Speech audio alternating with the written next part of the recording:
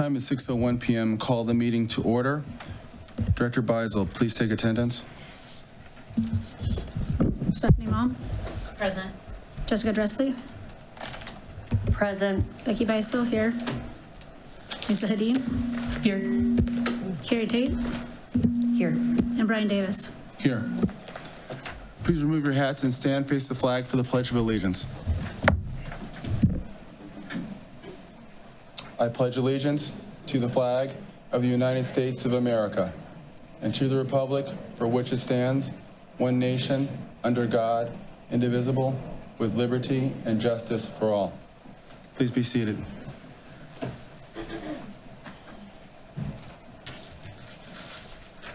Next up, I need a motion to approve the agenda, please. So move. Second. Any discussion? Director Tate. Yes, I would like to add a closed session to the portion where we discuss the superintendent's contract.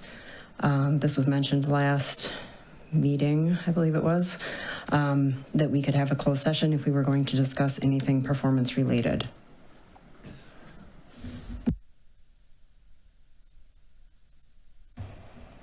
Seconded.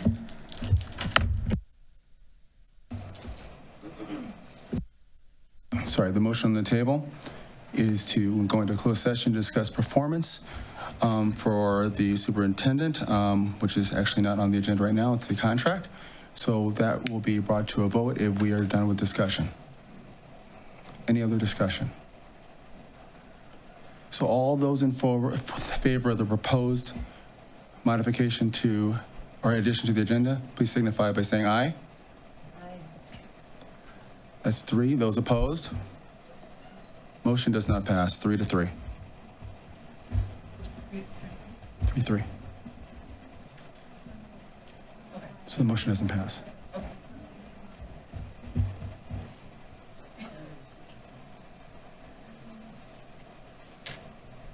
The original motion is still on the table to approve the agenda.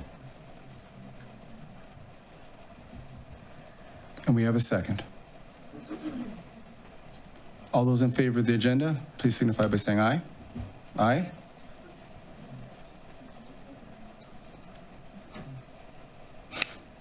Those opposed?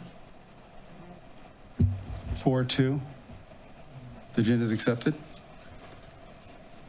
Next we need is a motion to approve the minutes for the regular board meeting and the special board meeting that was held last week. So move. Second. Any discussion? Director Tate. Yes, the meeting minutes for, sorry, can't see this. The meeting minutes for the October 26th meeting indicate that there were 3 ayes, 2 nays, and an abstention, and that the motion carried. During the meeting, actually, it was incorrectly noted that the motion failed, and I believe that the meeting minutes need to be updated to reflect that. Do I have a second to that amendment to the minutes? Seconded. Any further discussion on amending the minutes to reflect that? All those in favor of that amendment to the minutes, please signify by saying aye. Aye. Opposed? Motion carries.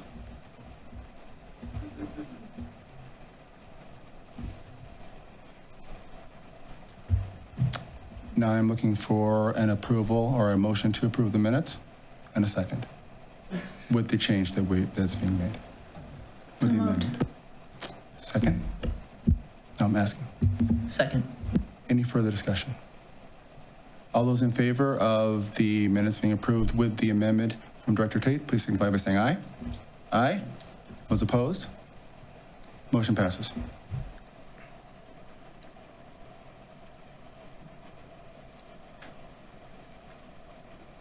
I'd like to take a moment to recognize all our visitors, both present and coming to us via Facebook, HDTV, and whatever their selected mode of viewing is. Thank you for participating in our meeting in the public. We will now move on to announcements and recognitions. Dr. McDowell. Yeah, I would like to bring up our high school tech ed department. So if I could have Dave Davenport, Eric Dietz, and Nathan Newman come on up to the table. We'd like to recognize these three gentlemen tonight because they have recently won an award from the Minnesota Technology and Engineering Educators Association. And this is a Program Excellence Award. Candidates for the Program Excellence Award must be characterized as providing instruction of high quality, learner-centered, and relevant to a study of technology and engineering. And so we've asked them to be at the board meeting tonight to be recognized by you as a board for the outstanding achievement of receiving the Program Excellence Award. So good evening, gentlemen, and I will turn it over to you to explain a little bit more. Yeah, the award was, we did it as part of our PLC in school, and we'd put it off for many years. It involves a lot of work, basically looking at our curriculum and evaluating and questioning what we teach and why we teach it and how we teach it.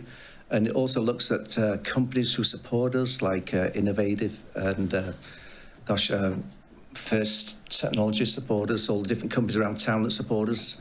And we just wanted to... We put the time in to apply, and it took a lot of time, a lot of effort. So it involved a lot of ex-students, contacting them, and students who are in contact with still regarding getting kind of references from them. So it's kind of in reverse. And so guys from 20 years back were writing letters of recommendation for us, which was really cool. And then old principals, such as Mr. Johnson, going back to him. And so, you know, we've had many run-ins. I had many run-ins with Mr. Johnson, both positive and negative, but we always got on and we respected each other. And so it was great to get feedback from each other after all these years. And so we basically put our nomination forward with information about our curriculum. They came along and looked at our curriculum. They looked around the building, etc., saw what we teach and how we do it.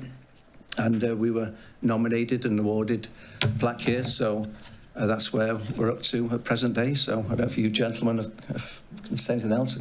Is that in a nutshell? I think that sums it up. We feel really fortunate to work where we work, and we have a really supportive community that's supported the tech ed department, and that's allowed us to offer a lot of classes and opportunities for students that are not available in a lot of the surrounding school districts. So it's a super nice place to work where we have community that supports us, the admin that support us, and it's really made for a really great opportunity for the students that are in our school district. Yeah, and just making those connections to the employers. There's so many employers that come to us looking for students with these sorts of skills that, especially now, there's so much demand that we're fortunate to have these options for kids.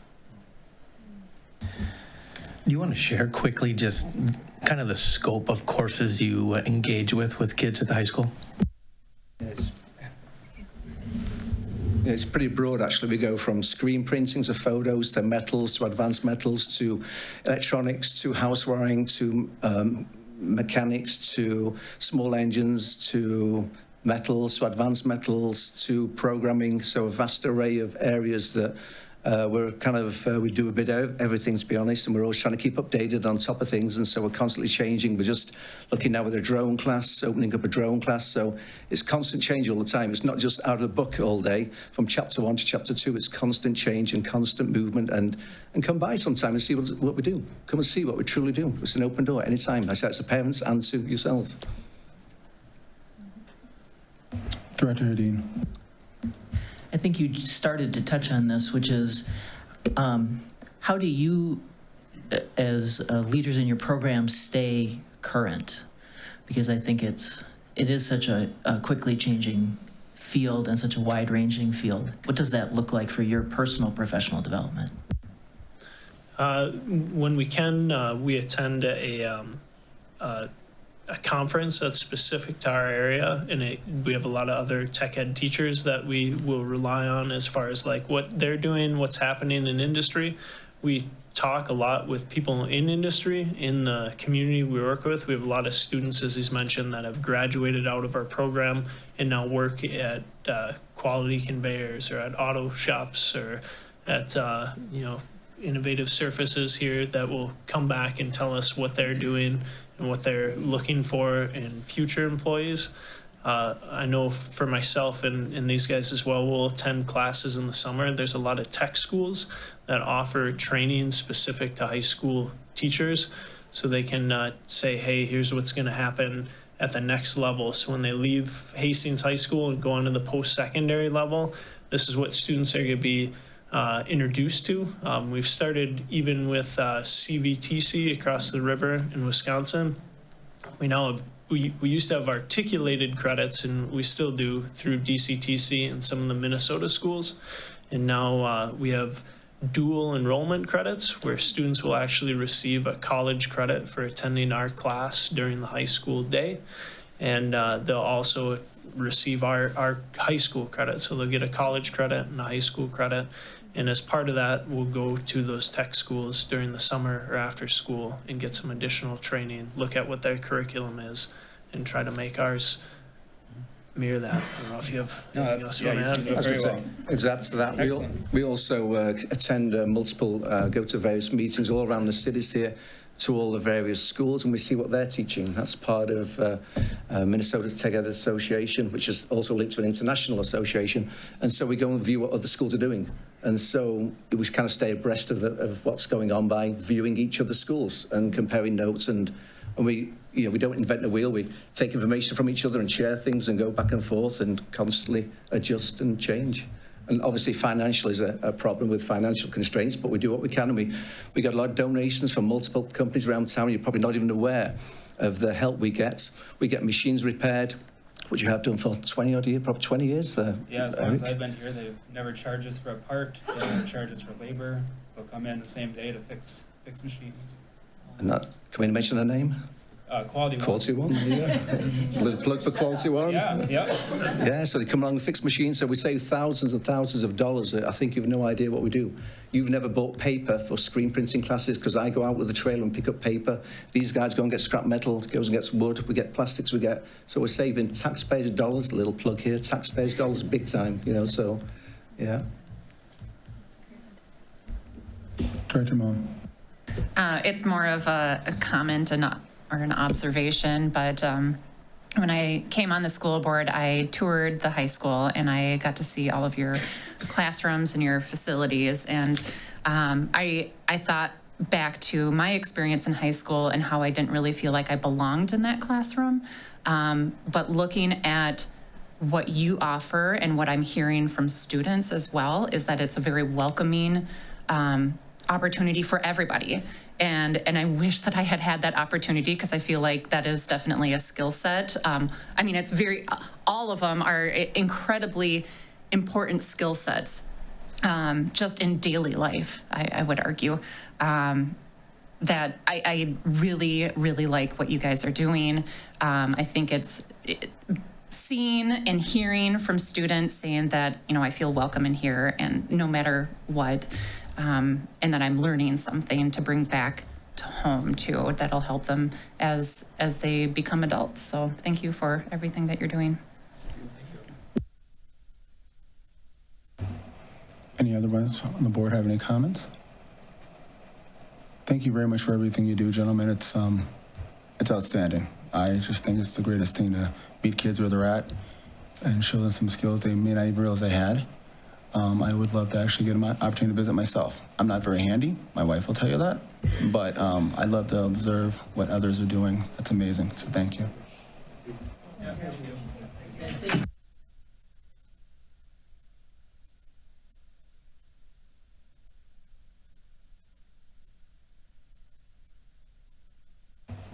Floor is still yours, Dr. McDowell. I think you've got listening session.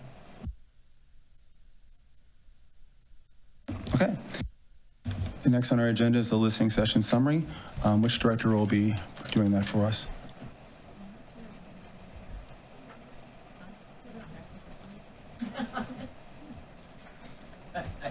No time for rock, paper, scissors. We don't. I don't know about that. Okay, So we met with 2 individuals tonight. Director Beisel and I did, and it was regarding the food service contract. So they were able to talk to us about, what they were looking for. We did ended up, I did just say, because they had something that they wanted to share with the whole board, I said, if you could send it in an email, that way everybody has it. And then, yeah, just appreciated them for coming forward and talking to us about their concerns and what they're seeing. And I thought it was a good conversation. Did that summarize it, Becky? Okay. Oh, yeah. Director Mullen spoke to the fact that they spoke with 2 people at listening session, but I think there was a larger contingent. No, you're absolutely right. So you see the seats that are open out there, that was filled with the entire chapter, or the majority of the individuals that could come tonight, that are part of that contract in support of the contract. So, yeah. Thank you, Director Ma. That brings us to our reports, starting with the superintendent report. Dr. McDowell.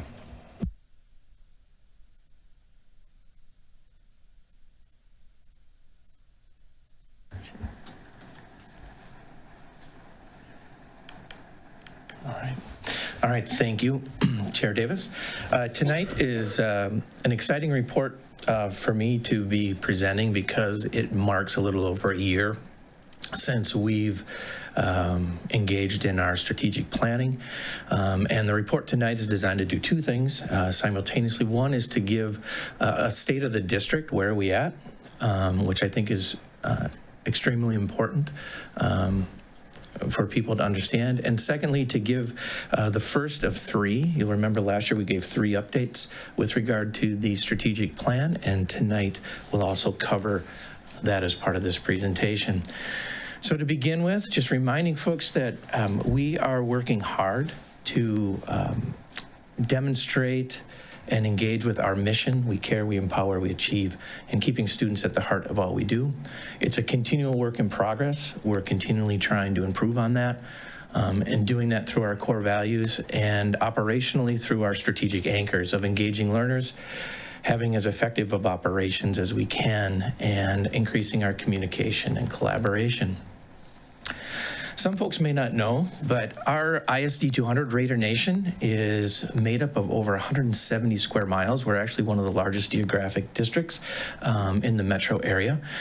We have 5 communities and 7 townships that we have students that we serve. So looking a little more closely, who are we then as this Raider Nation? We have currently 569 staff, 4,138 students who speak 24 languages. The top languages that are spoken other than English are Spanish, Somali, Amharic, Chinese, Mandarin, and Russian. We have 6 sites. However, we have a couple sites that have a couple different programs. Tilden, while that has our early childhood program, that also houses our senior center, which is very busy these days.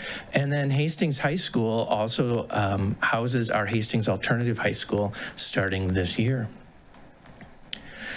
So if we look a little bit closer, who are the students? A couple meetings ago, Jen Subert gave an enrollment and demographics report to the board that really went into what are the specifics around these numbers. But if we look back to the years that were started in that presentation, 2013, 2014 to today, what we'll see is that our enrollment has decreased by about 400 students over that time span. However, our diversity has increased almost double. Our free and reduced lunch has increased. Our special education has increased, while our English language learners really has stayed about the same. And we capture a little bit over 80% of the students that we're eligible to capture. It was 82 back in 2013%, and it's 81% now. However, we have increased the amount of students that open enroll to our district, as you can see there. You'll remember last spring, we gave a stakeholder survey to the community, and some highlights from that. On the left-hand side, our community found that it's important that we focus on helping our struggling students, that we focus on college credit. You heard a little bit about that with our guests this evening, what their program does. And then focus on mental health for our students, which we've tried to do, and I'll get into that a little bit later. Almost 90% of the respondents felt that it was important for us to be up to date with our technology and our classroom learning. We'll talk about that a little bit later. And 65% of our community gave the district a grade of either an A or B, compared to about 44% when you look at benchmark polling nationally. And then I think what's really important as we look to where we are now and look to the future is over 90% of everyone agrees that our strong schools do equal our strong community, and there's a connection there. One focus area we've had over the last, I would say, 18 months is really on our school safety. We've spent a little over a year updating our emergency plan district-wide as well as building plans. That's involved coordination with our local emergency management folks. People should be aware that we do have 5 lockdown, 5 fire, and 1 tornado drill every year for every building. We have a school resource officer. We've used our ESSER positions, again, I'm going to get into those in a minute, to really support not only school safety, but the mental health aspects, because at the last bullet there, we're really working on prevention. How do we train staff? How do we focus on positive climate? How do we connect with related services? And how do we use our facility dollars to really make sure that we have safe and secure buildings?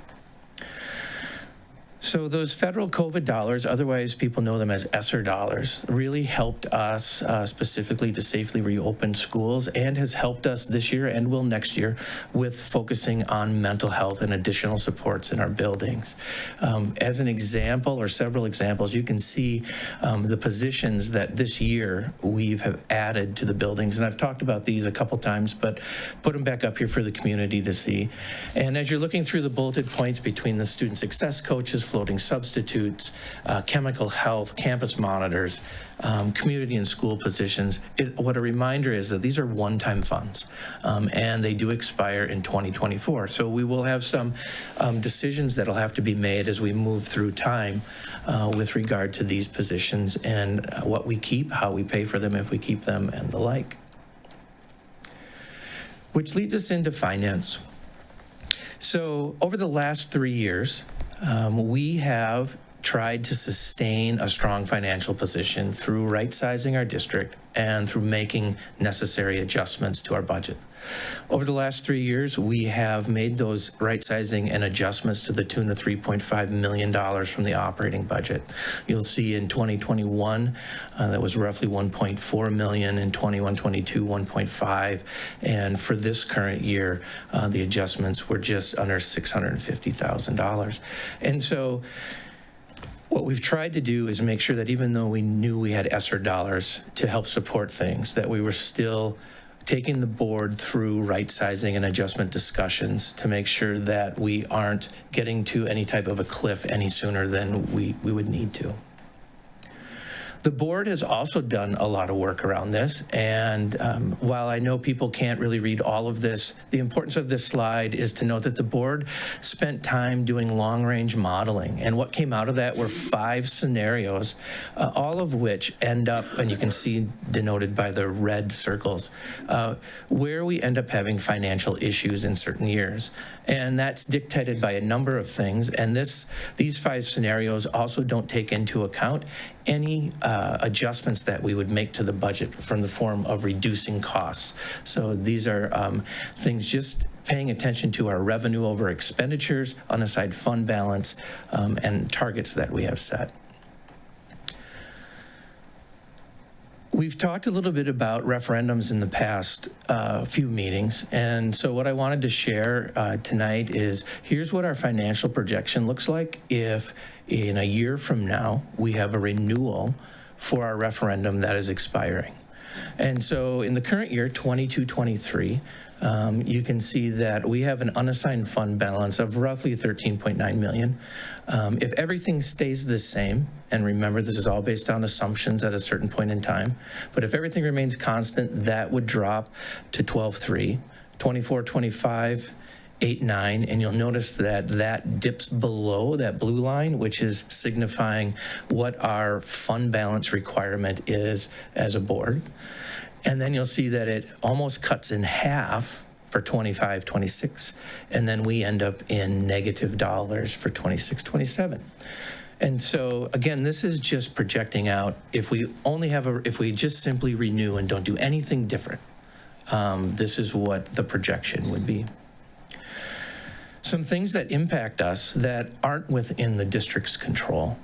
This is from June of 2022, is noting that the state has not kept up with funding of public schools. And if we take into account that we haven't kept up with inflation, the difference between what we would have if the state and federal government kept up with inflation, we'd have $1,263, or 18.4% more than what we have now. So the question becomes, what's that impact to us? It creates an educational funding gap. So, like the slide before said, since 2003, the basic funding has not kept up with operating costs.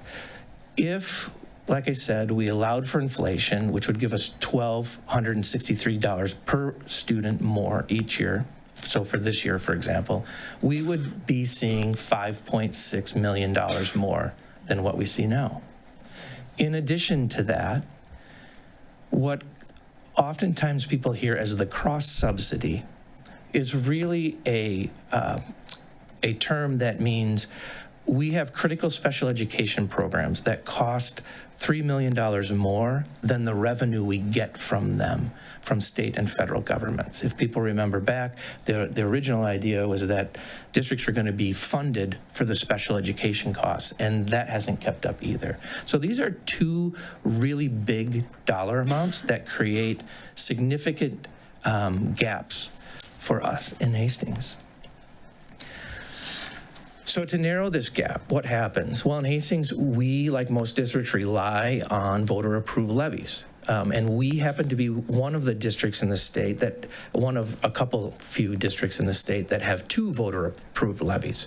And so we have one, like I talked to earlier, that expires November of 2023. And that one brings in about $3 million annually to our budget. And then we have a second levy that in 2027, if it's not renewed, would expire. And that one's about $4 million annually for us. So this is how a district like Hastings tries to make up for that gigantic gap that's created. So where do we land?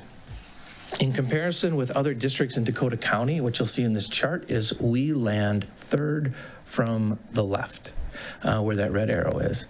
And you'll notice that all but two districts have a blue top, and that's because they also have capital projects levy. So they have a levy like we have, two of, and they have capital projects on top of that.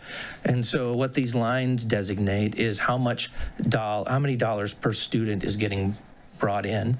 And so what we tried to point out here is if that levy that I've been talking about expires, if it's not renewed in a year, we're going to lose 41% of that orange line, which is what the black horizontal line represents, or $662.21 per student. We also have bond dollars. So levies are for learning. Bond dollars are for buildings is the easiest way, or capital items. There's a little more nuance to that, but as a general sense, that's how you keep the two apart. And this community was gracious enough to, in 2017, pass a bond, as you can see there, for a little over $49 million. And the promises there were to work on safety and security, deferred maintenance, 21st century learning, community spaces, and technology. And I'll bring you back to that slide talking about what does the community right now in our survey think is important. And it's still a lot of those things. And what's great about what has happened over the course of time is that because of the way that this money has been invested and the rebate programs and the projects that have come under budget, we have actually had $7 million additional dollars to do additional projects. And so in the past 12 months, give or take, we've recently completed or in the process of completing the projects you see on the screen. And some of these are smaller projects, like at the elementary schools, the water coolers, having bottle fillers and updating fire alarm and burglar alarms. Other projects are huge. The middle school track was entirely ripped up and redone.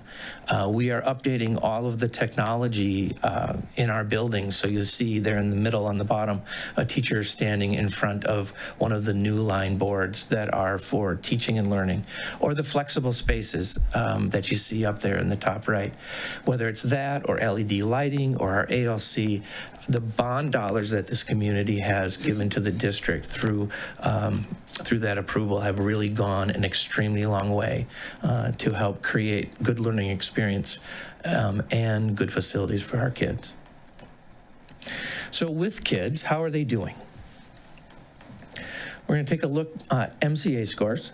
And like the nation, like the state, you're going to see a drop there in 2021. But I think what's important is in 1 year, Hastings is back on an upward trajectory. And I think that can be credited to our students, our families, and our staff for the work that they did over the last 2 years. Reading, not quite as significant, but the same trajectory. We bottomed out like everyone pretty much did there, and we're headed in the right direction. We haven't seen quite the same thing in science, but we are maintaining our points above the statewide average, and so that's an area that we need to continually work on, just like the other two. When we look a little bit bigger at ACT data, and we go back to 18-19 through right now, what we see is as our graduates come through the system, that back in 18-19, we were averaging a 22.9, and you'll see that last year we were at 22.4. So we're maintaining, for the most part, our ACT scores for our 11th and 12th graders throughout the years. And importantly, what do our graduates do?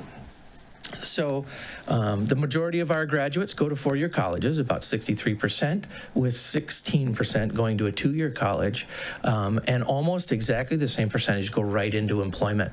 So we've got a large group of students who graduate and don't do a typical four-year college experience. But regardless of what they do, you'll notice that other than NDSU, the majority of our students that do choose going to some sort of post-secondary schooling do stay here in the state and hover between the 5 that are up there on the board.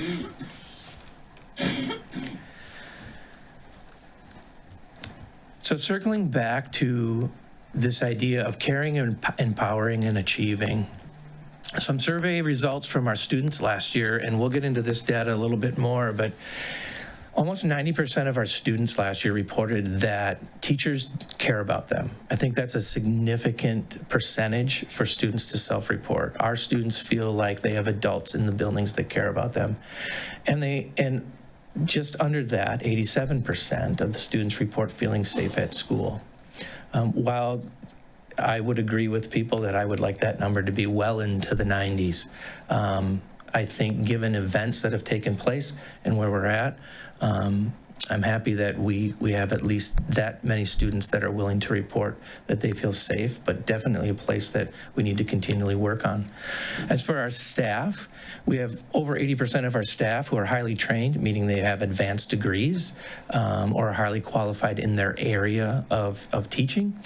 And at over 80% of the time, when our building administrators go into classrooms through their walkthroughs, they are experiencing evidence of of times where students are talking about discipline-specific knowledge, so about the content that's in the room, and that students are providing evidence of what they're thinking about. That's a big marker for what we look at as part of our teacher evaluation system, and a marker of how are we doing in classes. And then outside of the classroom, I think it's important to continue to remind people that every year since 2008, ISD 200 has received the MDE's School Finance Award for its accurate reporting and finance work. We would not be where we are without the community. Strong schools do make a strong community. A strong community helps support strong schools. We have a number of community organizations and partnerships that help our students, help our staff, you heard that earlier tonight, allow us to do what we do with students and create the successes that we've seen. In addition to that, we continue to have multiple sports teams that are section champs, that are conference champs, that are state champs, that are making national appearances. A couple board meetings ago, we had our trap team here who went to nationals over the summer. We have some of our wrestling kiddos that have gone to nationals over the last few months. And we've also pointed out we have teachers and coaches, like we saw tonight, that are continuing to get awards and being recognized for the work they're doing. So where are we headed? We're going to continue to use our strategic plan, focusing on that mission, really digging into and leaning into those strategic anchors of engaged learners, effective operations, communication, and collaboration inside and outside of the organization. How do we get there? We get there through the board's governance model, management model. We have that strategic roadmap. The board puts together a 3-year work plan. I shared a little bit of the long-range district model that the board worked on earlier. And on the management side, we have district vision card that I'm going to get into detail with, supported by an operational plan that we use with our departments that supports elementary, middle, and high school action cards. And all of that continues to get reported back to the board.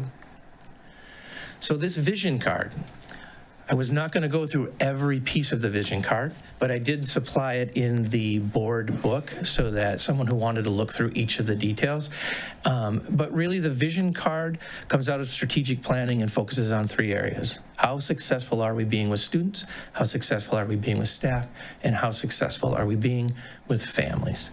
And so there are many areas that are great highlights, and there are areas that are there that need improvement. And so I'm going to take us through a couple of those. Here's what we're feeling good about right now. So 76% of our secondary students last year passed all of their classes. We'd like to see that higher, but 76% is a good mark. That said, we were able to attain almost 650 credits recovered. So that's our credit recovery. Students who somehow don't fall into that 76% and need a credit to graduate. Our teachers and our students worked hard to recover all those credits so that they're back on track, either to graduate or towards graduation. We're under the 10% mark for chronic absences, which I think is fantastic. We have 70% of our elementary students that are at grade level. We have 78% of our students that report in a classroom that they have ownership of their learning, which is a huge percentage, because this means that students have what we call student efficacy. They're taking ownership of their learning, and they can express that they're doing that. That's a big number. I talked about the 89% that report that teachers care about students, and we've talked about the ACT average, and we're maintaining a 95.6 graduation rate. So if there are things to celebrate and feel good about, I think this card does a great job of capturing that. Now, that doesn't mean we don't have things to work on and things to continuously improve about. And I think we need to be fairly real about those things. So we need to increase our students' perception of engagement. One of our focus areas district-wide is trying to understand how engaged, not just participating, but how engaged do our students feel they are throughout the course of the day when they're in their classes. And so, as you can see on the right, high school lives at 64%, middle school at 70%, elementary at 62%. Our goal is to get that up there. We'd like to see those much closer to 90%, meaning that the majority of our students feel like, for the most part, they're being engaged with every day. They're a part of their learning. We need to decrease our gaps on MCA testing. As our population of students in numbers decreases and our percentage of groups increase, we need to be paying attention to these gaps. So these gaps of -24, -20, -20, these represent the differences between, for example, white students versus students of color, special ed students versus non-special ed students, EL students versus non-EL students, free and reduced students versus non-free and reduced students. When you combine all of that data together, what we're seeing is that we're roughly about 20% gap between the kids that don't fall into any one of those groups and kids that do. We need to work on that. We need to figure out how do we decrease that gap so we're supporting all students. With regard to staff, and I've talked to this a little bit in a few meetings, we really need to continue working on making sure that staff feel that their voice and their input matters, that the perception of them being supported to do well at their job matters. And you can see why in those numbers. We really need to get those numbers up, and that's a focus area for us. With regard to parents, we need to increase the perception that they're valued, that they're respected, and they're accepted in our buildings. While that's a 70% mark, I think we can do better on that. And then lastly, with regard to the numbers of students passing classes, I think 76 is a good number. I think we should have more kids passing all of their classes than 76%. And I think we should be focused on, and I don't think anyone's going to argue with this, because we know that the more kids we get reading at grade level, the more kids will be successful no matter what they do later on. So, like I said, we have several things to be, I think, feeling good about, but we have things that we need to identify and have identified as continuous improvement. And so how do we get there? We get there through these action plans. Our elementary schools are focused on literacy. They're focused on mental health. They're focused on student engagement. You're going to see a theme through all three levels of this MTSS, multi-tiered systems of support. The board had a presentation on that. That's one of our focus areas, is how do we support students, whether they are engaged in something that's being delivered academically or behaviorally to all students, something that's being delivered to some students, and something that's being delivered very specifically to a few students. Really focusing on analyzing data, focusing on knowing where our data is. What do we know about students? What don't we know about students? Focusing on mental health, really leaning into that student survey data. I've already talked about that a little bit, but how do we change the feeling of students being engaged? And then utilizing our walkthrough data. I mentioned a little bit of that with our administrators going into classrooms as part of our teacher evaluation system, and really making sure that we understand and know what it is we're seeing across the buildings and utilizing that data to make changes. At the middle school is really focusing on academics and what it means to be on track for graduation, even from the middle school level. They have a goal specifically to get all their kids passing classes, 95% of students passing classes. You heard the gentleman today talk about PLC, really focusing on professional learning community discussions. What is it that we know about our students? What are we doing when they know stuff, when they don't know stuff, when they already know the stuff? What do we need to put into place? Like I said, at elementary, middle school is focusing on that student engagement piece, and they're focusing on that multi-tiered systems of support. And then we move to the high school. As you heard last year several times, the high school continues their focus on this 9th grade success programming. How do we really make sure that we're building a good foundation, again, on track to graduate for our 9th graders?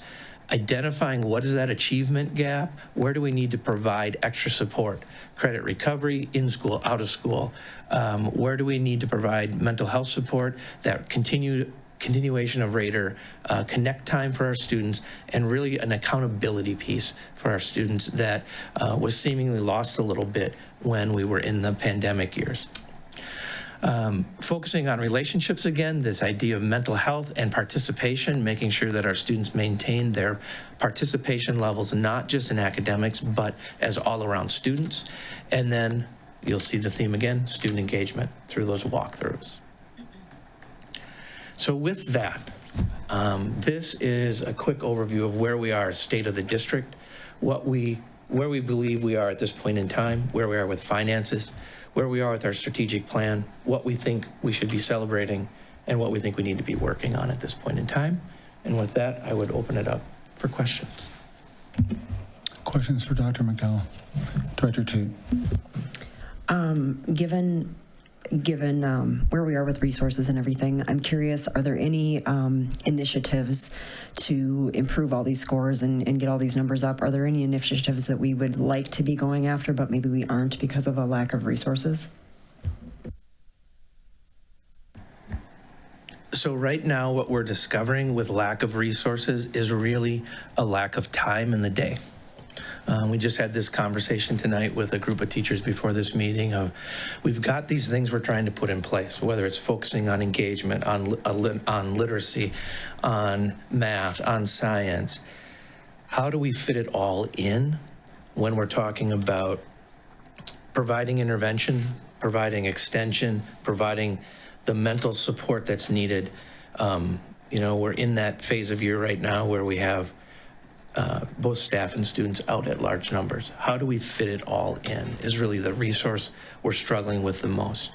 I think in time, what the resources we're going to need are going to be curricular in nature, because as we have more teacher teams digging into their current data or where their students are, we're going to find that they're going to be asking for resources both in training and in curriculum. And then beyond that, it's going to be those kind of auxiliary resources. Is our data warehouse up to where it needs to be? Are we able to easily access what we need to access? And the last part of it is going to be a continuation of what we've put in place with ESSER dollars. The bodies that we've added to our buildings is a resource right now that, while it may or may not be directly related to the academics happening in that classroom, the extra bodies are helping with the situations that we need to support students so that more students can learn when and where they need to learn, and other students can be supported at the same time.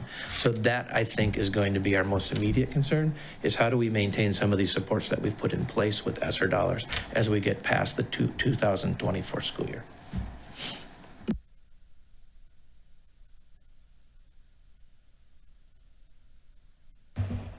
Any additional questions from the board? All right, we'll move on to the audit report. I'm assuming that's Ms. Subert. It'll be our auditor from MMKR, Aaron Nielsen. Oh, thank you. Good evening. Commute in from the outer sections of the media center. Good evening, Mr. Nielsen. Make yourself comfortable. You can start when you're ready, sir. I appreciate it. Thank you. Well, I appreciate the opportunity to be here this evening. I will work my way through our audit presentation for this evening. I will admit I'm a little rusty, as you're one of my earlier presentations for this year, so we're glad to be done with your audit and have it completed in time for all the required submissions. As mentioned before you, we have the financial statements that were included in your packets, as well as the management report, and I put together this PowerPoint presentation to facilitate the meeting tonight. Really nothing new that was not included in the management report, but just some highlights that I want to use to go through the presentation tonight. So with that, we share our role as independent auditors. As I said, I'm rusty here, so I don't even know if I mentioned Aaron Nielsen with MMKR, your independent audit firm. So our role as independent auditors is to provide that opinion on the financial statements for the district audit, the separate schedule of federal awards, also to report on the internal controls and compliance as required for the federal audit, as well as the federal single audit, and then the requirements of the Office of the State Auditor's Legal Compliance Manual. And I will quickly get to it with results of our audit for this past year ended June 30th, 2022. For the district's financial audit, we've issued what is known as an unmodified or a clean opinion. So exactly what you're looking for with regard to the financial statement audit, that it's fairly presented as of June 30th, 2022, and for the year then ended. With regard to internal control and compliance, we've issued no material weaknesses or instances of non-compliance to report this year. And then the next two slides, I'm pleased to report a similar result with no compliance issues to report with regard to the Office of the State Auditor's Legal Compliance Manual. And then the single audit is with regard to the federal awards, and we have issued a clean opinion on the schedule of expenditures of federal awards, or CFA, and had no material weaknesses or instances of non-compliance there. So pleased to report those results for this past year. The remainder of my slides are intended just to present some historical information, and well, I guess it's all historical since I'm presenting on June 30th, 2022. But we show the adjusted ADM, or average daily membership, and the resulting pupil units that computes to. For this past year, the district served an estimated enrollment of 4,132 ADM, which was down slightly, about 1.3% from the prior year. Next slide I have here simply is a financial position of the general fund, your primary operating fund, where we look at the cash, the unrestricted fund balance components, and expenditures to show the size of the overall operation for the past 10 years. And then with my next slide, we dive a little deeper into the components of the total equity, or the total fund balance of that general fund operation. So as you can see, we show more detail that non-spendable restricted dollars would include dollars restricted for long-term facilities maintenance, operating capital, and many other categories where you receive funding. Committed, assigned, and then unassigned, the most available dollars to you. As you can see, or the most flexible, I should say, at that unassigned category, you can see there was just a slight decrease in both that unrestricted and unassigned fund balance percent at year end, but clearly meeting your fund balance goal or fund balance policy of the district as of June 30th. I have a couple more slides for the general fund, which is the primary operating fund. So we spend most of our time in the presentation with this. The general fund looking at budget, actual, and prior year in comparison with the primary sources here, property taxes, state, federal, and then all other categories. This past year, your general fund operation had a total revenue of $57.9 million, ending about 1.3% under budget and about 0.7% over the prior year. So basically a flat revenue number compared to the prior year. Another point I'd like to make and share is, which clearly stands out in the graphic, you can see where those funding sources come from for your general fund in most districts. The state sources accounting for 69% of the revenues this past year, followed by property tax sources at 22%. On the expenditure side, we have a similar graph where we look at the budget to actual to prior year total expenditures of the general fund this past year were $58.3 million, coming in under budget about 4% and about 6.4% over the prior year. So as anticipated, within the budget that you had appropriated for general fund spending, but coming in less than what was projected. As you can see, one of the categories that saw some of the largest variance was the change in capital expenditures, and that will fluctuate from year to year depending on the timing of projects that are approved and delays in the projects, creating some of that budget variance this past year. Another point similar to the revenues that we talk about is where did the dollars go within the general fund, and you can see not unusual for your district, but a majority of the expenses within salaries and benefits for general fund operations accounting for about 77% of spending this past year. Looking at a couple of the other operating funds that we would consider is the Food Service Special Revenue Fund and the Community Service Special Revenue Fund. Both of these operations have also been impacted by the pandemic and seeing some different trends with regard to how those operations are financed and funded. from year to year with free meals for all students, and then even where those sources are coming from. So in this past year, within federal funds, there were more one-time dollars or a rate of reimbursement of federal funds on the meals served. So you can see the district had an increase in that food service special revenue fund balance, ending the year at about 41.9% of their annual expenditures. And then we showed the community service special revenue fund, where it was almost a break-even operation this past year, with just a slight decrease in their fund balance at about 2.4% or $2.4 million of spending. So both of those operations, you can see, much smaller in scale in relation to the general fund.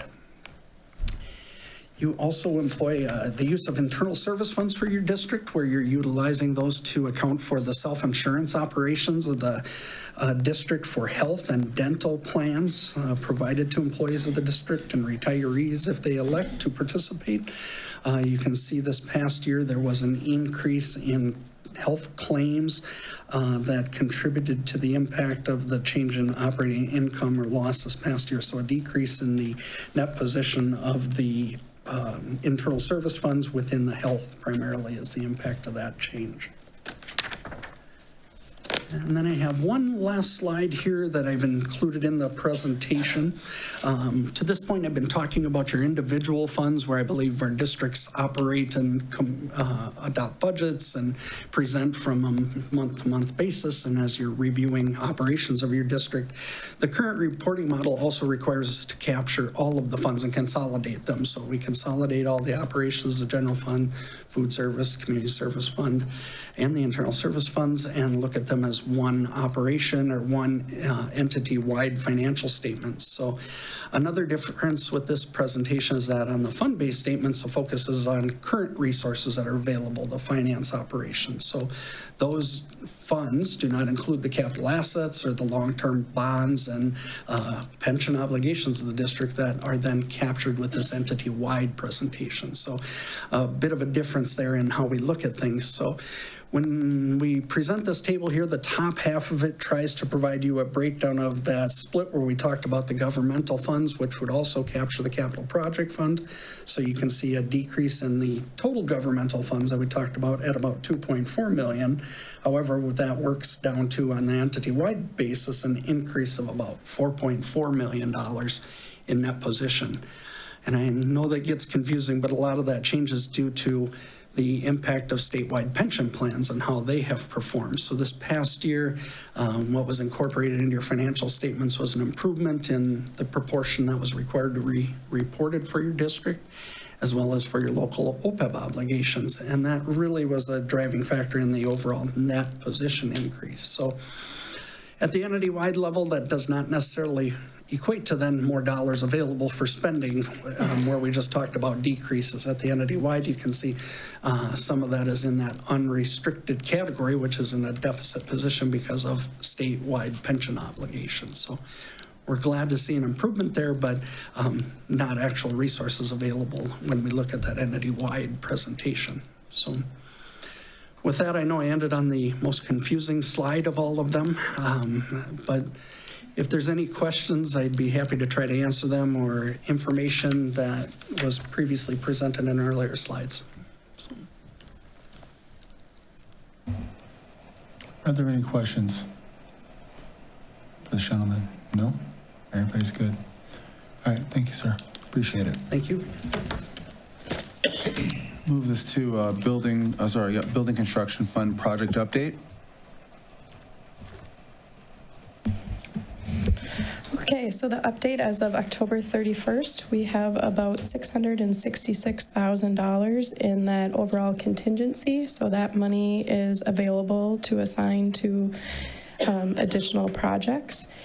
There were 3 additional projects that were added into the complete. So the high school baseball drainage, the Tilden asbestos, and the miscellaneous deferred maintenance project that was actually for the Kennedy blinds.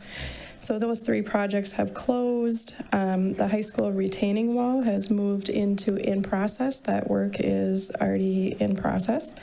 And then there still are many projects in that in process that are very close to being closed out. We're just waiting on final paperwork.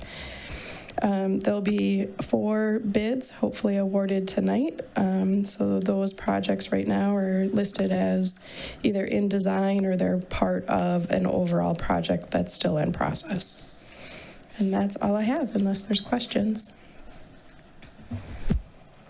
On the building construction fund project update, any questions from Ms. Subert? Director Radin. Thank you. I'm sorry, Ms. Hubert, could you reiterate the additional contingency or currently anticipated contingency? I may not have heard that number correctly. It's $666,000 as of October 31st.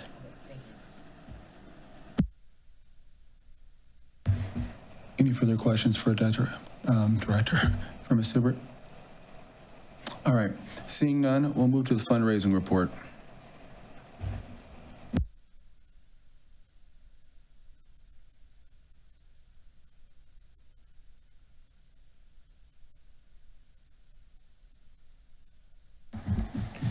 So the fundraising report is something that goes into in front of the school board a couple times during the year. It simply provides a report to the list of groups and site who have been doing fundraising, what they've collected, and then at the bottom of the document provides a total of that. That is the extent of the fundraising report.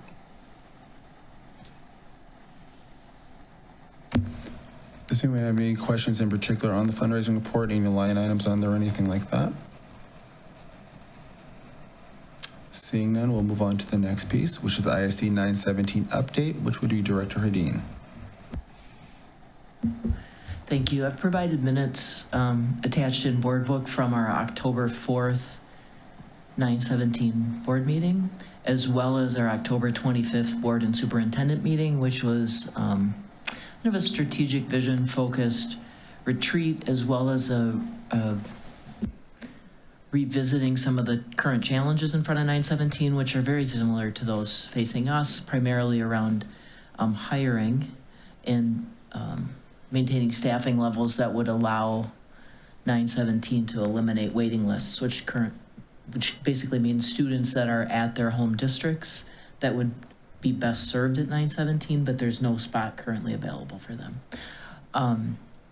So I think what's interesting to me is to see the common work effort that's occurring between ISD 200 and 917. I'd be happy to answer any questions either tonight or just in general conversation regarding the status of that board. Nothing big right now. Thank you. Any questions for Director Radin? Seeing none, we'll move to the Finance Committee report. I think this is also me. We met at the end of October with the primary focus of looking at the October enrollment numbers, getting a sense of anticipated revised budget, revisions to the budget, as well as getting a little preview of where we were at with regard to what was anticipated coming out of the audit. It was a informational-based meeting with no outcome coming of it. One of the topics that did get discussed was also, it continued to be discussed at our board retreat, which is around how does the board engage or provide guardrails to staff beyond approving the budget and for the year. An example that some boards have done that was provided by Superintendent McDowell is to say for the upcoming board year, there will be no out-of-state travel. That would be an example of a place that you could approve a budget and then also put some guardrails on there. So I think that's something we've got, the discussion started in the Finance Committee and it continued into our board work retreat. I will say, and this is just a personal reflection, I'm saying it out loud to hold myself accountable, upon reviewing the minutes from the other committee reports, I apparently write really narrative minutes, which is not in alignment with the intent, which is to be action focused. So I am making a commitment to all of you to provide less narrative minutes in the future and to have them more focused on action results from our committee meeting. And this is in future meetings, but we are meeting again in December, immediately prior to our board meeting, or shortly prior to our board meeting, to take a look at a near final revised budget. Are there any questions for Director Dean? Director Dean, I do have one question. The piece in terms of the guardrails, is that something that's been moved on to policy, or is it? No, it's not a policy question because it's inside the conversation around budget development. Okay. So it was kind of a like process and what does it look like conversation. All right. Thank you. Are there any additional questions for Director Dean on this? Seeing none, we move to the board evaluation report. All right. Excuse me. Director Beisel and I are a new ad hoc committee that was formed coming out of our board retreat, and we are working on a board evaluation tools and timing. And what we have proposed, and we would like to know if the board is okay with going forward with this, we would like to finish our first evaluation here in November and December. And we were presented with several options from MSBA on what we could use, and we are proposing that we use the first tool that they had proposed to us, which is a relatively short survey, and rather than having yes, no, we want to have a rating system of 1 through 5 and then a section for comments to make sure that we get board input on those specific areas. So that is our proposal for the November-December timeline of each year. And then we're proposing using the school board self-evaluation that MSBA has provided, that they also provide a report to the district at no cost that comes with our membership. So we're proposing that we do that in June of each year. And the reason for the timing is to get an evaluation before new board members are seated to perhaps identify any areas of improvement that are needed once the new board is seated, so that the veterans can have that at the top of their minds. And then of course the June is the once the new board members have establish themselves a bit, then it makes sense at that time. So we are proposing that we move forward with the November-December one using SurveyMonkey, that is a tool to provide anonymous responses. And we had talked about picking a random person to gather the information. I volunteer to do it for this time if everyone's okay with that. Any questions? Director Dean. Thank you. I got more out of the presentation than I got out of the minutes. I got a little bit confused about the two alternative evaluation tools. I just want to be sure that we're committed as a board to our to using a process of a committee work session approval or that kind of thing, because I'd like to, and I get it, December's weird because we don't have a standalone work session, so that's a little challenging. I appreciate that. But to have the committee bring forward a item for consideration, talk about it probably in a work session place where it can be ask some more questions and develop it before moving forward. I just want to commit to that process, but I think I understand it better now based on that explanation. Just for clarification, Director Tate, so it sounds to me like these questions, I'm trying to factor in where Director Dean's going.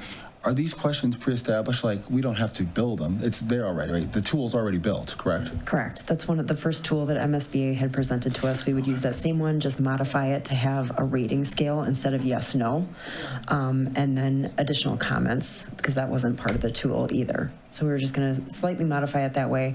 And I guess our thought was that we could get this together and send it out to board members essentially now, and you can do it when we're not together, and then we can gather the information and perhaps, collect it. I'll send it to Chair Davis, and you can just send it out as informational. And then once we have time to discuss it, we will as a board.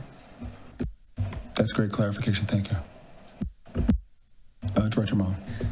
No, I like this. I think it's after our retreat and MSBA had said, okay, we have this tool that you can use for your evaluation. I like the course of action that you and Director Beisel have come up with. What really stood out to me was the every 6 months thereafter. So you're saying we would do an evaluation every 6 months, or is it, we do the evaluation, fill out the survey in November, December timeframe, and then June-ish, we'll say, are we reevaluating, or just, how, I'm trying to figure out, like, how does this look in our work sessions? Are we carving out a half hour every other month to sit down and say, okay, are we meeting the marks for improvement? What is our course of action to improve here? Here are our strengths that we can capitalize on. Like, how do the two of you envision that? I want to talk a little bit more about that before, instead of like filling out a survey. I want to know, okay, well, am I filling out the survey and then it's just going to die? I don't think it will, because I think we're all committed to ensuring that we are continuously improving. But I would like to know more information about what that actually looks like. I guess my thought anyway is that we would obviously collect the information, we get it out to everybody so that it's top of mind, have a conversation, we'll say, what do we want to focus on? What are our top 3 priorities? And then, of course, the June would be a check-in. The June tool is more in-depth than the one that we're talking about now. That's the one where MSBA puts together all the metrics and all that kind of stuff for us in visual format. And so then I guess that's why, because they had said that they could do that annually, because it had a year label on it or something. They couldn't do it multiple times a year because it just had that label. So I guess those are my thoughts, and we can certainly do a check-in. Director Beisel and I we're on the committee. We can check in every couple months and just have a conversation about where do we think we are as a board, and perhaps provide feedback that way.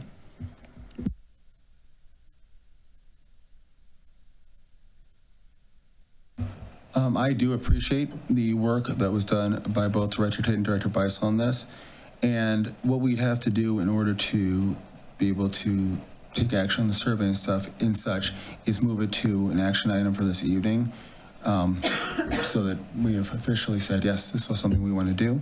I do like both components of it, so I'd like to propose that we move the proposed evaluation tool per Director Tate and Director Beisel to an action item this evening. Seconded. Is there any other discussion? Director Adine. I know per Robert's rules, the person that makes the motion should speak first, but I think you've made your comments with regard to your support for the motion. I anticipate that I'm going to vote against the motion, not because I'm opposed to a self-evaluation. I want to respect a process that's more committee, discuss it at a work session, and build towards an action to address the concerns or the questions that were raised by Director Malm as well, to understand how it fits within the entirety of the board's work.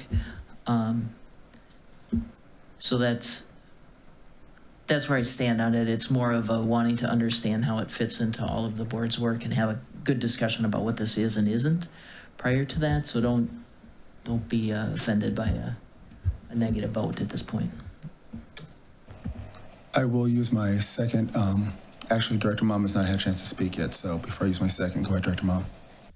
Well, and on that point too, I'm actually in the request for future topics to add a work session in January, because we want this to be at the top of mind if we're going to be very aggressive with this. I mean, we're in November, December's right around the corner. I would say at least giving it through December for us to provide the input, and then in January or February, but no later than that, to actually sit down. So, and then come up with a plan at that work session too, as this is what we're gonna do, and we're all gonna be committed to improving this plan. Director Dressley. I appreciate the work that the committee did, and I would accept the recommendation that they made for going forward with the with the evaluation. I'm going to go ahead and use my second statement just for clarity. I guess I could have possibly misunderstood it slightly. I got the impression that we would get this survey to them sometime before the close of the November-December timeframe, and then Director Tate would have a chance to say, okay, here's what we know, and then yes, in January is when we'd actually discuss. I didn't get the impression we were just trying to get it done and discuss in December. That's not the impression I got. Am I correct in that? That's what I would say. And I looked at the calendar and I'm like, we don't have a working session until February. So that was my exact thought. Could we get something in there added onto the organizational meeting or something along those lines? Thank you.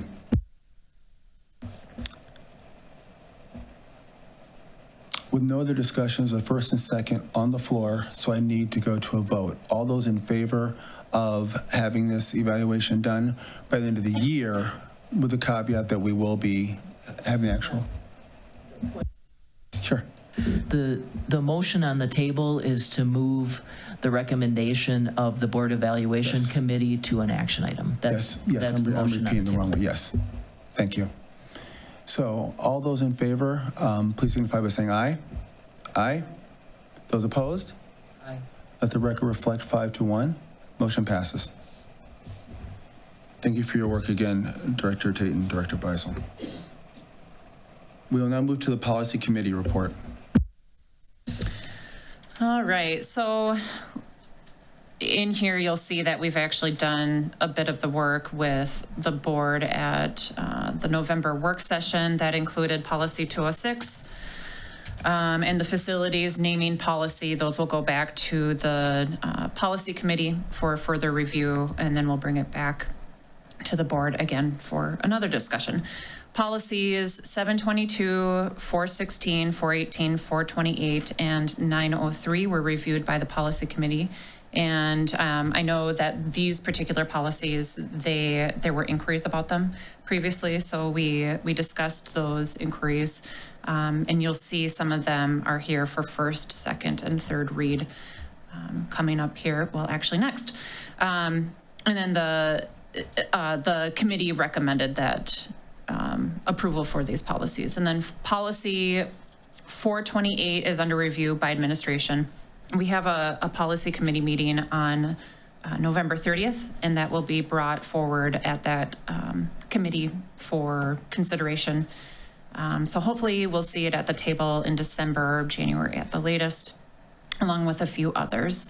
We are meeting 2 more times this calendar year. We are meeting on November 30th and then again on December 15th. And we hope to bring forward more good stuff for everybody. That's all I have. All right, that brings us up to our policies in the first reading, and the first one is policy 417, chemical use and abuse. First reading.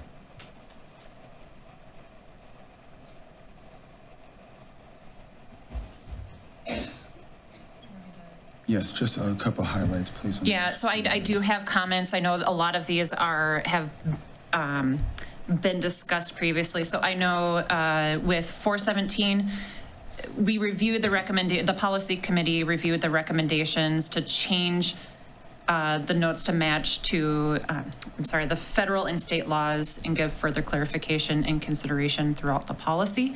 And then the committee does recommend approval for this one. But obviously this is first read, so pending any questions, I have my notes open. I can take comments and we can bring it back to policy. Otherwise, we'll see it for second read next month. I'm just looking under the number 2, the first paragraph A. This, I don't know why, but this sentence reads awkwardly to me, and I just want to make sure that this is clear. So are we saying in here that, for example, if a student consumes alcohol before attending a football game, it's an issue? Correct? I don't have the policy. Sorry. Director Tate, I'm sorry, can you give me what section it was just so I can read along with you? Yep, it's section 2A. Thank you. Yep. Like I said, it's just not making sense to me for some reason how it's reading. So 2A, where it specifically states use or possession of controlled substance, toxic substance, medical cannabis, and alcohol before, during, or after school hours at school or in any other school location is prohibited in accordance with school district policies with respect to drug-free workplace, drug-free school. So your inquiry was if somebody Consumed alcohol beforehand at home, for example, and then went to a football game. Is that meant to be included in this? Go ahead.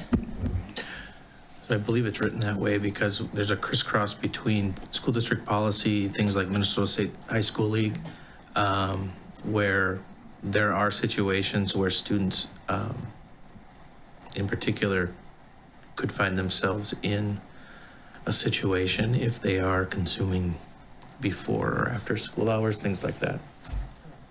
So that is supposed to be included.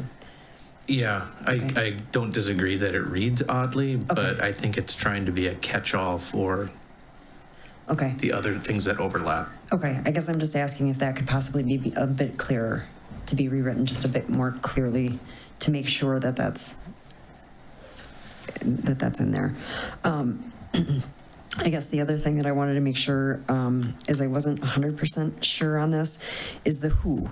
Does this include all students, staff, and visitors? Like absolutely everybody that would be on school grounds? Is that the intent?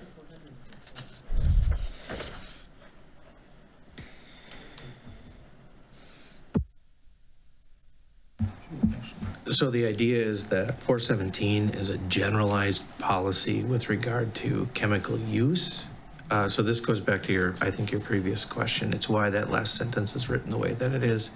It's if something is prohibited in accordance with school district policy. So for example, that could relate to this question. It could relate to a staff member, could relate to a community member on school property. That's 417 is meant to identify just what do we mean by chemical use and abuse. The 500 policy should, I don't know off the top of my head which one it is, should relate specific to students. And then there should be one specific to staff as well, but I don't have that off the top of my head. Thank you. And then I guess the other portion of my question would, along those same lines, 417, number 3, it says chemical abuse as applied to students and employees, and that's where I would ask maybe we add visitors as well, or community members or whatnot for clarification.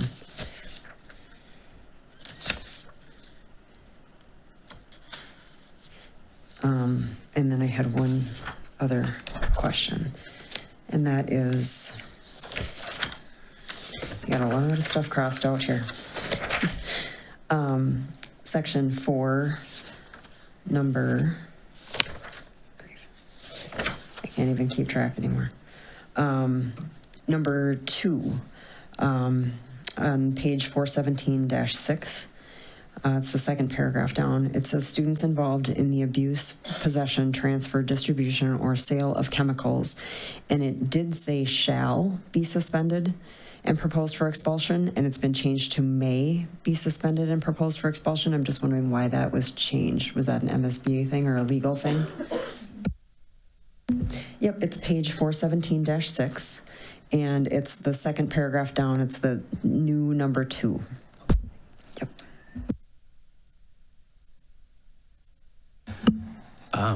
I don't know where the shall originally came from, but to suggest that it's an automatic for everything would not be in accordance with the Pupil Fair Dismissal Act. So I don't know why they put shall in there to begin with. Thank you. Director Dean. I have a more general question that came out of Director Tate's questions. My understanding is that policy 400 doesn't need to be answered today. Are titled at least employees / personnel. I know some of them do occasionally identify students in the implication. So I would appreciate, not tonight because I did not advise anybody this question, I didn't have it until recently, to have a deeper understanding of, to get some deep learning around the application of those policies, because they are specifically employees and personnel. Thank you.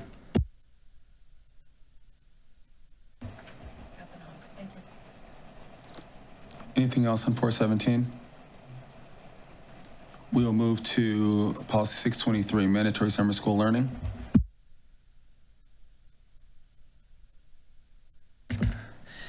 Policy 623, which is the mandatory summer school learning. The policy committee recommends approval of the MSBA 2022 updates, the ones that we saw in July.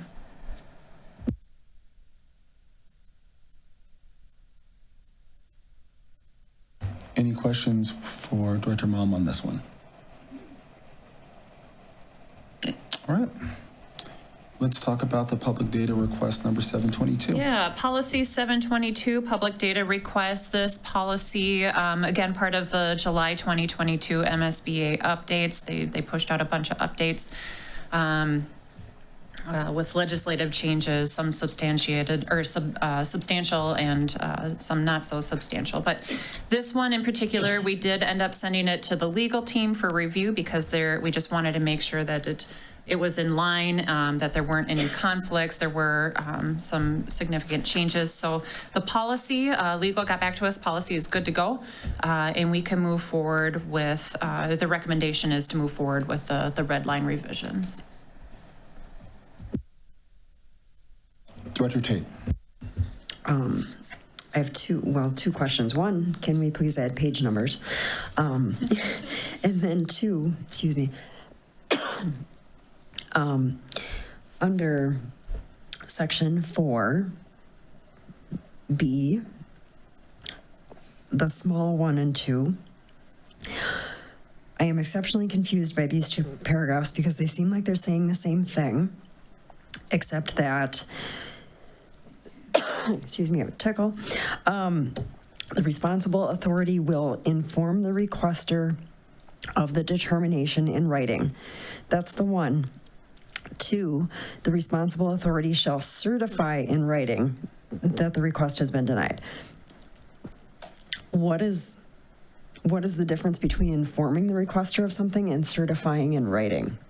Was that an MSBA verbiage update thing? 2, okay, so that was their addition. Okay. Both of these have to do with basically a data request being denied for some reason. And so I didn't understand the difference between inform the requester and certify in writing, I guess. They seem like they would both be in writing to me.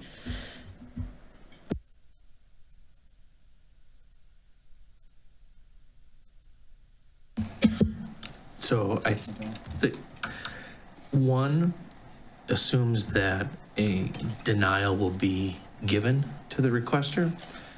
2 is that the requester can then respond and ask for it to be put in writing. So to certify that I may have told you, no, you can't have that data for a statute X, Y, or Z. You can come back and say, I want you to put that in writing and cite why it is you're not going to give me that data. I think that's why they put that in there.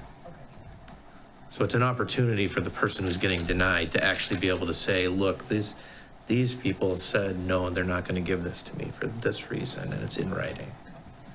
Then I guess my request would be, could that possibly be made a little bit clearer in the language on the number 2?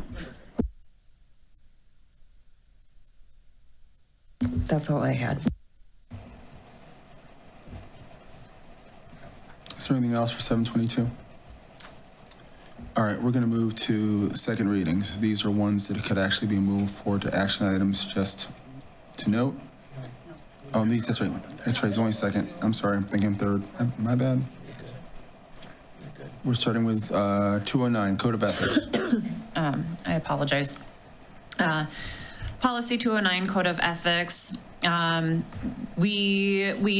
Director Tate, your recommendation last time was to take a look at the OSSEO Policy 209. And I appreciate you sending that to us. So we took a look at that. The current changes are non-substantive from the 2022 MSBA changes. The committee reviewed this, and it's on the 2023 review cycle. So we would prefer to have all the 200 series be bundled together and be reviewed together. So we recommend that this policy is approved with the non-substantive changes, and then in 2023 we'll see an overhaul with that 200 series policy change or review.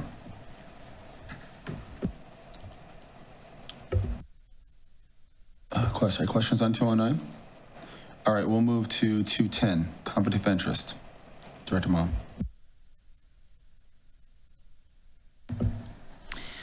Exact same thing with this one. So this is another 210 is the conflict of interest for school board members.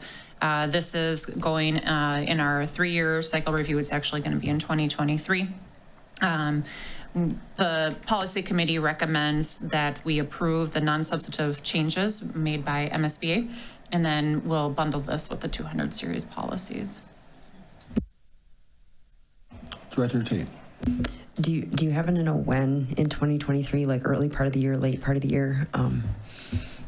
Good question. I was actually just thinking about that too, and I put it on it's either our November or December policy committee agenda. I actually think I put it on November, is that we need to have a discussion at December because the committee may change come January. So we want to make sure that they're set up for success, but leaving our recommendation on when this is, when the 2023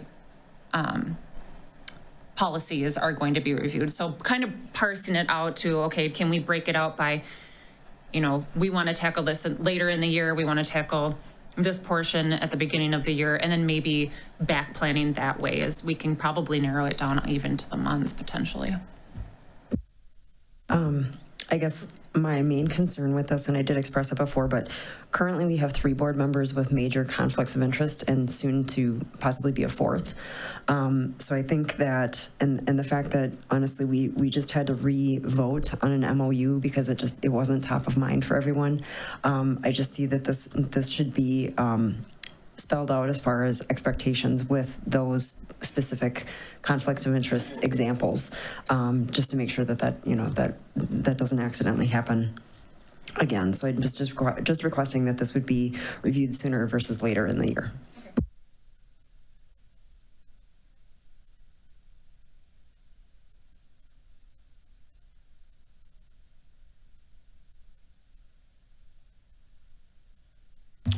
Excellent. Okay, so that moves us to drug and alcohol testing, policy 416. All right, so policy 416 is drug and alcohol testing. There was a request to have the committee take a look at, and I can't even remember what section it was, but I have written down here B1 and B7 because the comment was that they're duplicative. They're not, they actually mean different things. So the recommendation by the committee is to approve this policy. And I'm pulling up the policy right now so that I can clarify specifically what that was. But it's a long policy, so it might take a minute. It's section 3B. Thank you. Yeah.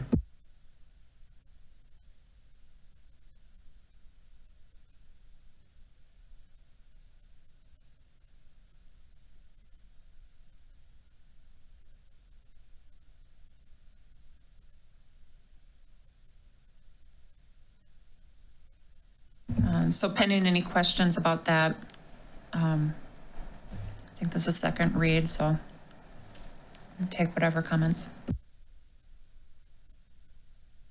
Any comments? Okay, then we can move to 418, drug-free workplace school.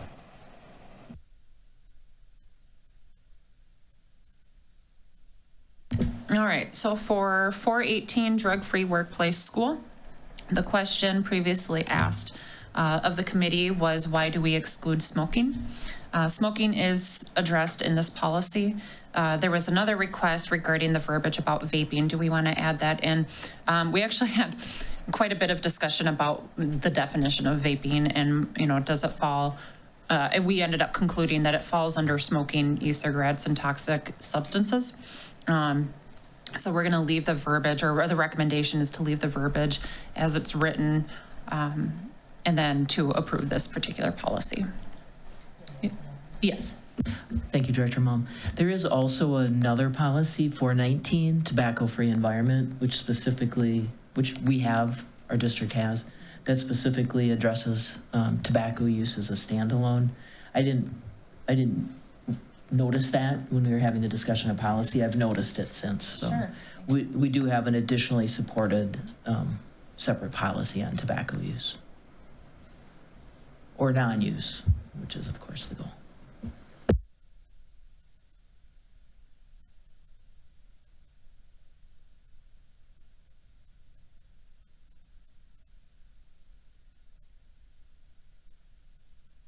Sorry, any other comments about that one? Otherwise, I can move to 515, protection of pupil records. The only note I have on here is recommending approval. I don't think there were any particular changes beyond what MSBA had recommended. So taking MSBA's recommendation from 2022 edits and recommending approval. Thank you. Just to piggyback off of Director Tate's practices, I would anticipate this is one policy up for 2023 review as well. And as was noted or identified during a 917 meeting, we have a very broad definition, some very broad definitions in here about student data. And I would hope that this is addressed very early in 2023 so that we could have a revised policy in place early in the school year, or early in the calendar year, excuse me.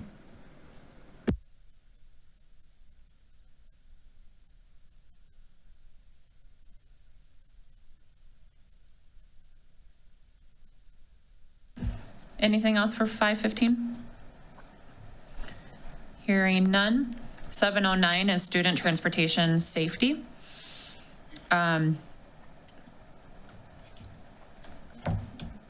Just a minute, I'm taking a look at my notes here.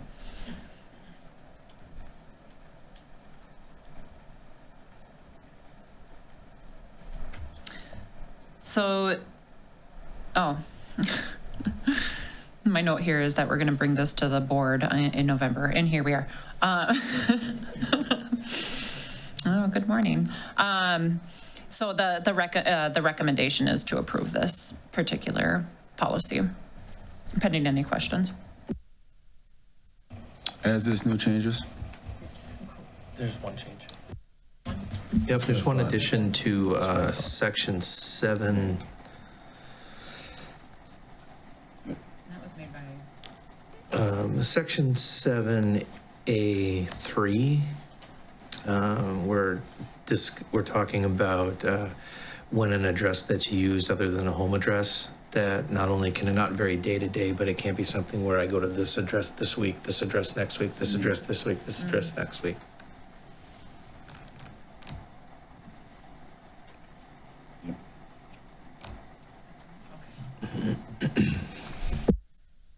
Clarification is helpful.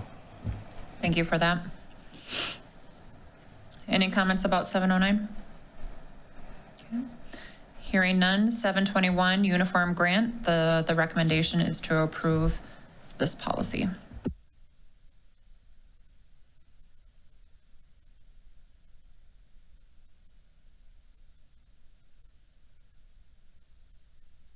Any comments about 721?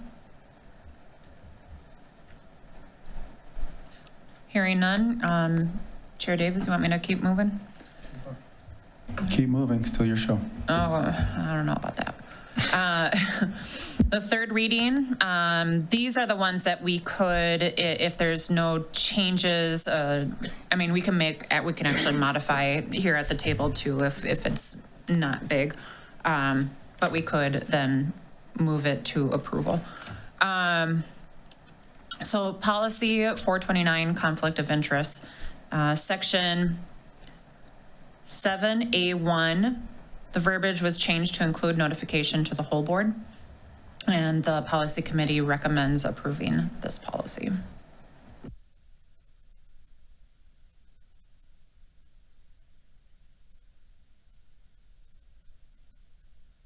Dr. Udine? I would move 429 to the action items. Is that where we're at? Yep, that's what we're, yep. I didn't see a movement for discussion, so I would make a motion to move 429 to. Is there a second? Second. All right, all those in favor of moving 429 to an action item, signify by saying aye. Aye. Those opposed? Let the record show there's 5-0. Currently, Director Beisel is not in the room. Thank you. All right. Moving on to 903 visitors to school district buildings and sites. So there was a request asked of us, the policy committee, on if we want MSBA's change to section 4B. The committee discussed MSBA's verbiage and agreed it's not necessary, as it's already written in other district policies and procedural in nature. So the recommendation is to approve this particular policy with the edits as you see.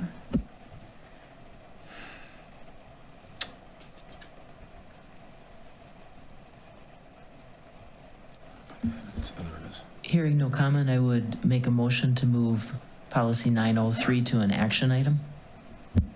Seconded. We have a first and a second. Any other conversation? All right, all those in favor, please signify by saying aye. Aye. Those opposed? Motion passes. Let the record reflect Director Beisel is still not here. 5-0. Thank you.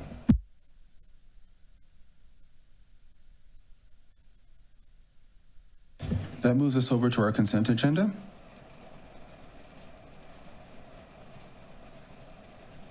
And I need a motion to approve consent and then a second. So move. Second. Any discussion?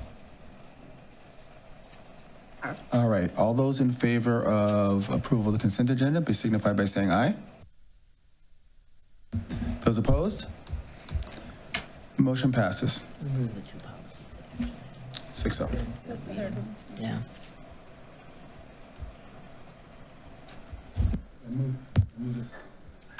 That moves us to our items for individual action. First up is the audit report. Need a motion to approve the audit report in a second, please. So Second. moved. We have a first and a second. Any other discussion around the audit report that we got earlier this evening? All right, seeing none, all those in favor signify by saying aye. Aye. Those opposed? Motion passes. Next up is our combined polling places resolution.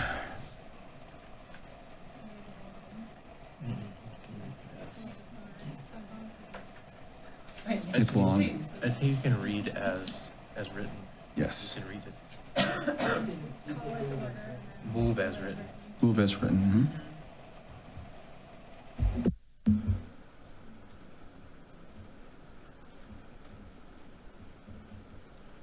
So Director Beisel introduces the following resolution and moves it as adoption As written. as written. I need a second. Seconded. And then a roll call vote. Stephanie Mum? Can we have a discussion about this? Absolutely. So this is the combined polling places resolution. Since even before I was a board member, I have not liked this. I understand, however, why we do combined polling places, because it costs a lot of money to run an election and to have polling places. I don't like that it's all the polling places are within Hastings proper. It very much, because, I mean, we are all aware that the Hastings area or the district is a geographically large area, and not necessarily capturing the full population. Which also brings to point that we need to have a discussion about our election years too. So in the interest of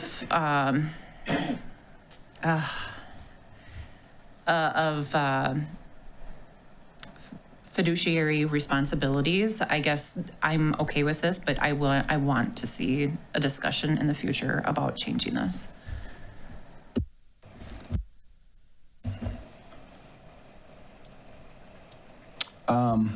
My comments on it are, I don't like the disenfranchisement of any entity, and I do think that's what that causes here. I also understand the dollars, and not just the dollars. The last time we looked at this was also resources. It was just a matter of even finding judges, so it wasn't just money, it was human capital as well. I anticipate that we will have significant conversations at the beginning of the year about changing the election years, which will resolve this problem completely anyway. So for the time being, I think we're where we are for the next run. But beyond that, I think this problem should be able to be resolved once we get there. That's my feeling on it. But I do think we need to stay on top of it and ensure that we get that done. Not to mention the fact that when you're on the on years, there's a lot more civic engagement as well, which I think is good. Dr. Tate. I agree with Director Malm. Being somebody who lives out in the country and having all of the polling places in town, I question if we could perhaps have one like for the south of town people. I don't know that Denmark Township warrants enough of the population to do that, but I'm just wondering if this is the time and place that we would make that change to choose like one of the township halls instead of one of these, or I know it would add more money if we would add a sixth, but I'm just brainstorming at this point, I guess.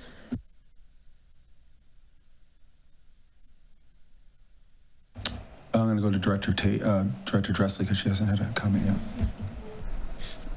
I live out in the country on the other end of town, and I can't go to the Hope Lutheran Church, which is like way closer to me, which doesn't make very much sense. I have to go all the way into St. John's in town, so I totally agree. It doesn't make sense the way it's split up and the way that we're divided and where we're supposed to go based on the way we're divided. It doesn't make any sense at all. But it was what we had the year before last when we were on an off-year election already, and it didn't cost us the extra money, so that's my thought on it. I don't think we should cost the district any extra money, but I also don't like being out where I have to go out of my way to vote. It should be convenient for everybody. Dr. Adine. Thank you. I completely appreciate everybody's expressed reservations about using combined polling places. I think it is a reality of our experience of running odd year elections. I don't think we're in a place today at this table where we could add another location. I don't think we've coordinated that. That's just not a possibility. Whether you like these positions or not, at the time that they were most recently adopted, and we had to modify them a few years ago because of statutory changes about what type of buildings could and couldn't be used. These are places that were willing to be available to us. So, given the range of reservations in this resolution, I still anticipate supporting it. But historically, we did look at other locations, and this is where we were able to be hosted at that time.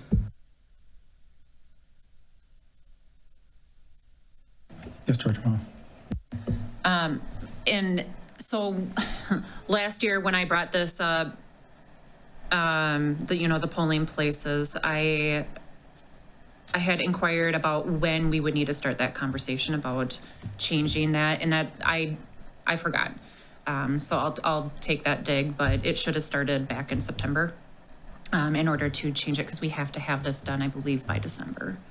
So definitely, I'm likely going to support it, but in the future, I need to make sure I have that on my calendar.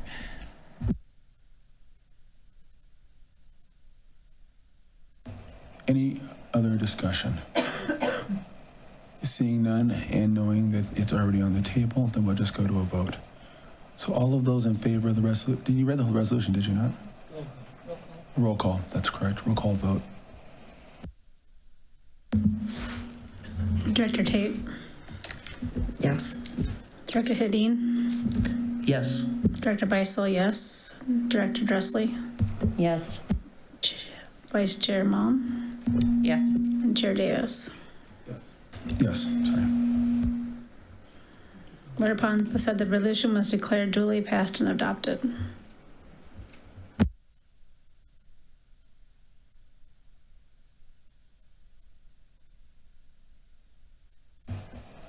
Okay, next on our list is a series of contracts, starting with supervisor contract.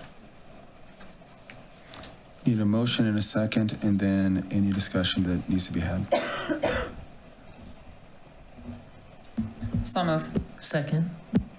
All right, any discussion? Sorry, Director Tate. Yes, I had a few questions on this, and understand that it was a tight timeline to get back to me. One question that I have on all of the contracts is did legal review this document in its entirety? The response that I've received is that they review it for legal. Sorry, what is it? Anyway, I'm looking for an explanation as far as what exactly does legal review with these contracts.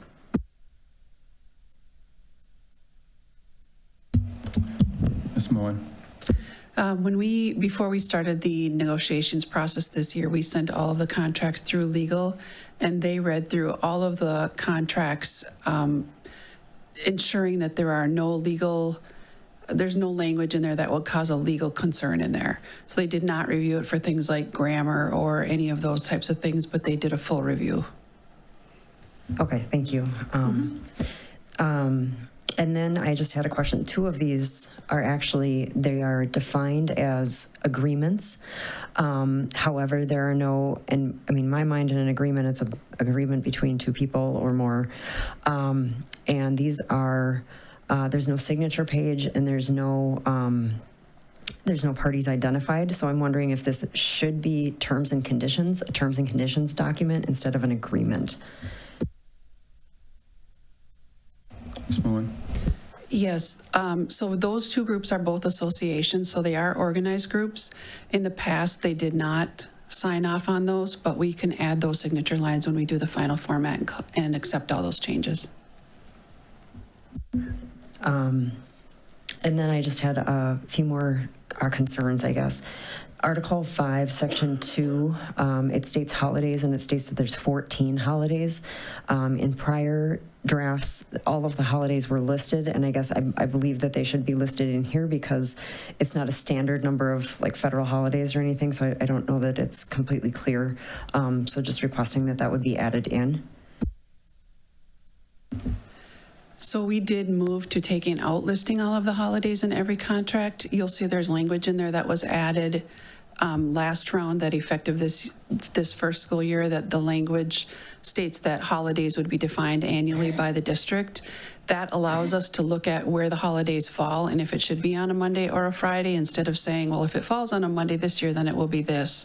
If it falls on, but we still, and then we look at the Saturday, Sunday thing. So each year at the end of the fiscal year, we go through and create a holiday schedule for those agreements that have that language in there and communicate that information to the groups.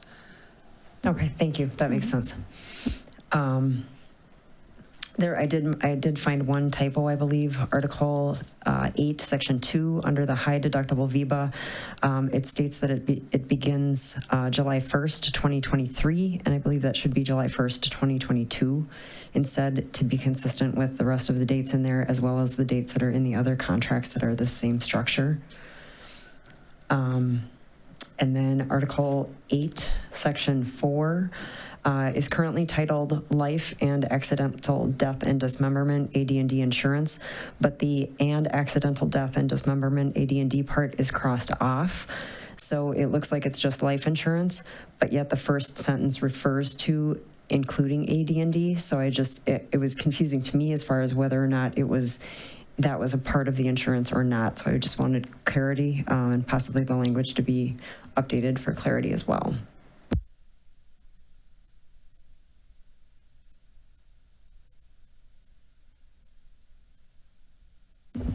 The life insurance policy does include AD&D.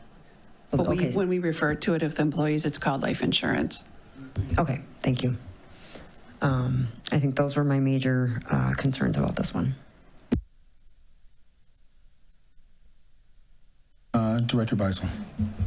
I have questions about the steps, when they're, so I think it's for all of them. So how we're taking some steps away, people who've been here for 6, 7 years are on the same, or just one step ahead of somebody that's coming in, because we've taken those 1 through 3, 5 steps away.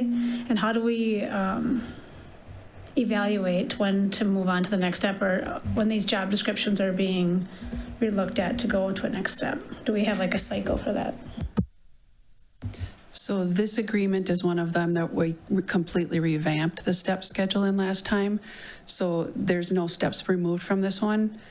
Each year an employee moves from the step that they're on to the next step.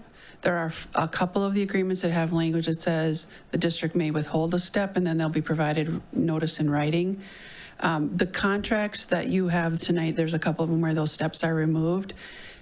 You'll notice that the steps aren't renumbered in an effort to not create confusion for people, so that if you are on a 6 and we cut out for steps, you go back to a 1, we left those steps in there. So people just continue to move through those steps.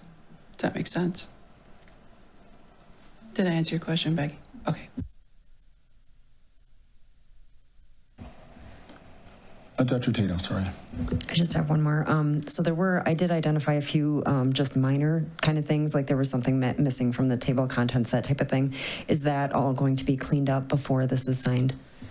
Yes, because the track changes messes up all the pagination. I did not try to update the table of contents till we accept all those changes. Thank you.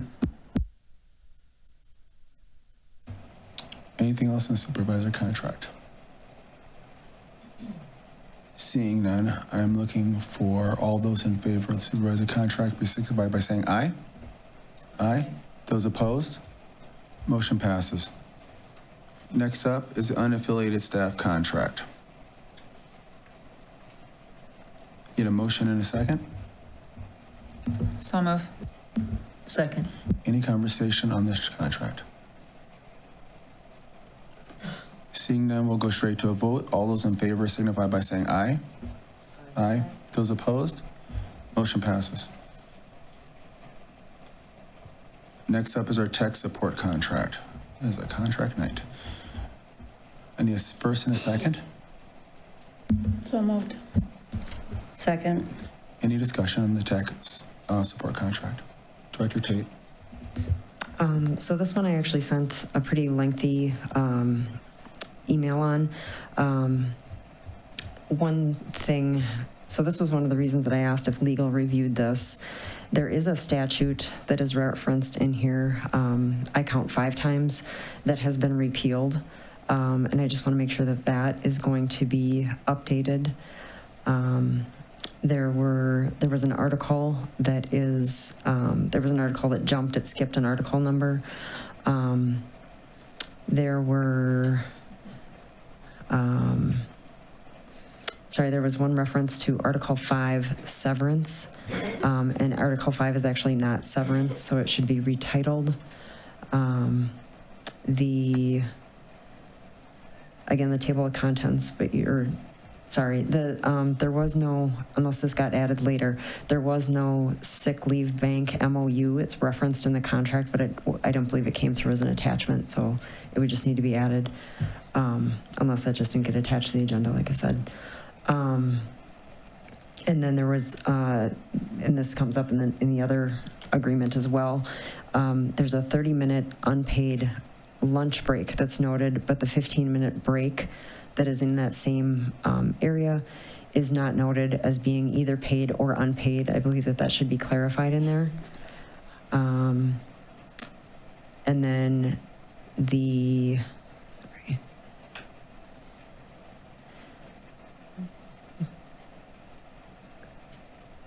Oh yeah, it was the same question as this being a contract versus an agreement. So this one, would this one also be changed into, sorry. Question is this a terms and conditions of employment or a contract / master agreement? I ask because the parties are identified and there's a signature block. And so I thought that instead of a terms and conditions, it should be a contract. Is that true? In the past, this one's been treated like it was an association or an organized group, but it's a meet and confer group. So there should not be a signature line, so it is a terms and conditions of employment. Thank you for the clarification.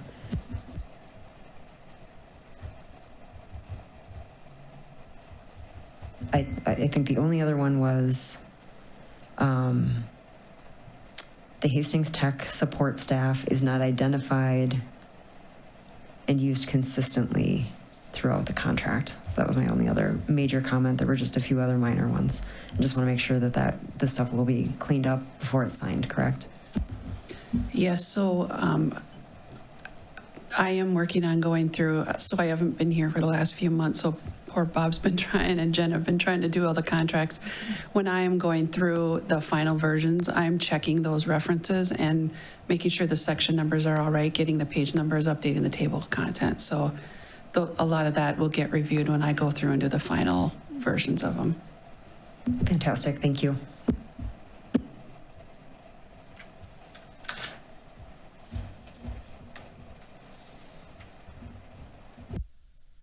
I'm sorry, anything else on that? Then we'll take it to a vote. All those in favor of this contract, please signify by saying aye. Opposed? Motion passes.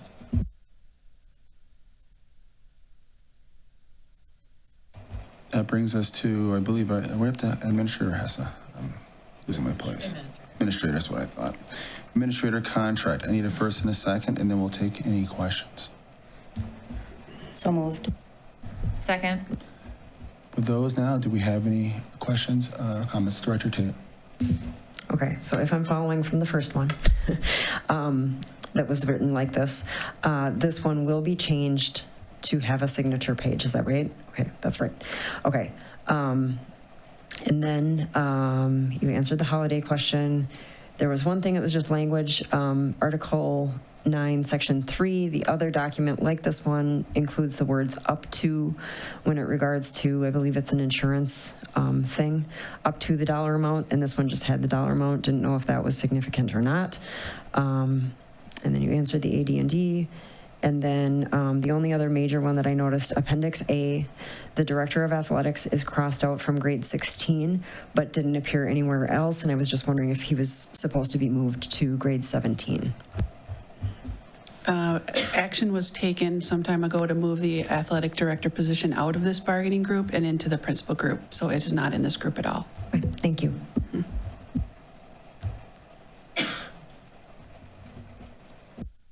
Anything additional? All right, we have a motion on the table. All those in favor, please signify by saying aye. Aye. Those opposed? Motion passes. Moves us to our HESA contract. Need a motion and a second, please. So moved. Second. Discussion. Director Beisel. I'll be abstaining from this vote. Thank you. Director Tate. Okay, so this one had a lot of the same ones from the other one because it's written very similarly. One concern in the identifying paragraph where the parties are identified, school board is actually named as the party. However, it's clear that somebody went through the entire document and updated everything to district. So I just want to make sure that that gets updated. The other party named is officially Hastings Educational Secretaries Association. However, it appears that just association is generally what's used.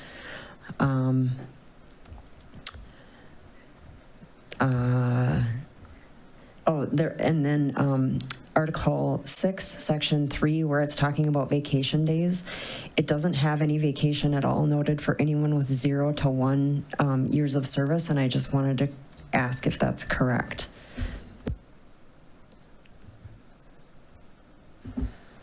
So the 1 through 4 is anybody in their first through their fourth year. Okay, because I think the other ones said 0 or higher date or something different, so that's why I was confused. Okay, so first year instead of, I will look at that, but I'm pretty sure that most of them say 1 to 4. okay, thank you. The other one, this is just kind of comical, actually. Article 6, Section 4, Subdivision 6. I believe the rate is supposed to be $16.50, but when I printed it out, I couldn't tell if the 4s were crossed out or not, and it reads at $1,464.50 per hour. So just want to make sure that that's correct. There's one other place in there where that happened, and it's Article 8, Section 1, Subdivision 7. Just want to make sure that we're not paying over $1,000 an hour for anybody. And then it's just my copy. And then this was the same comment, the 15-minute break. It looks like it needs to be identified as paid or unpaid, whichever is correct. And this one, again, I don't know if it got added to the agenda later or what, but the MOU sick leave bank is referenced, but it wasn't at the back or in the attachment. And then this one, again, the state statute 5190 is referenced. I counted 11 times in this document. It should be 5180 since 5190 has been repealed. And then Appendix A, 4 times. It looks like this was just a copy and paste mistake. The wrong bargaining group, the technology support staff, is referenced instead of the Hastings Educational Secretaries Association. And then just for clarification, I looked at Appendix B, references, it looks like secretary, and then the other Appendix A references admin. I don't know if that should be cleaned up just for clarity's sake. And then there were just a few other things, minor things that could be removed. For example, it says effective July 1st, 1996, and then it continues, and it's got just some old language in there. And that's it.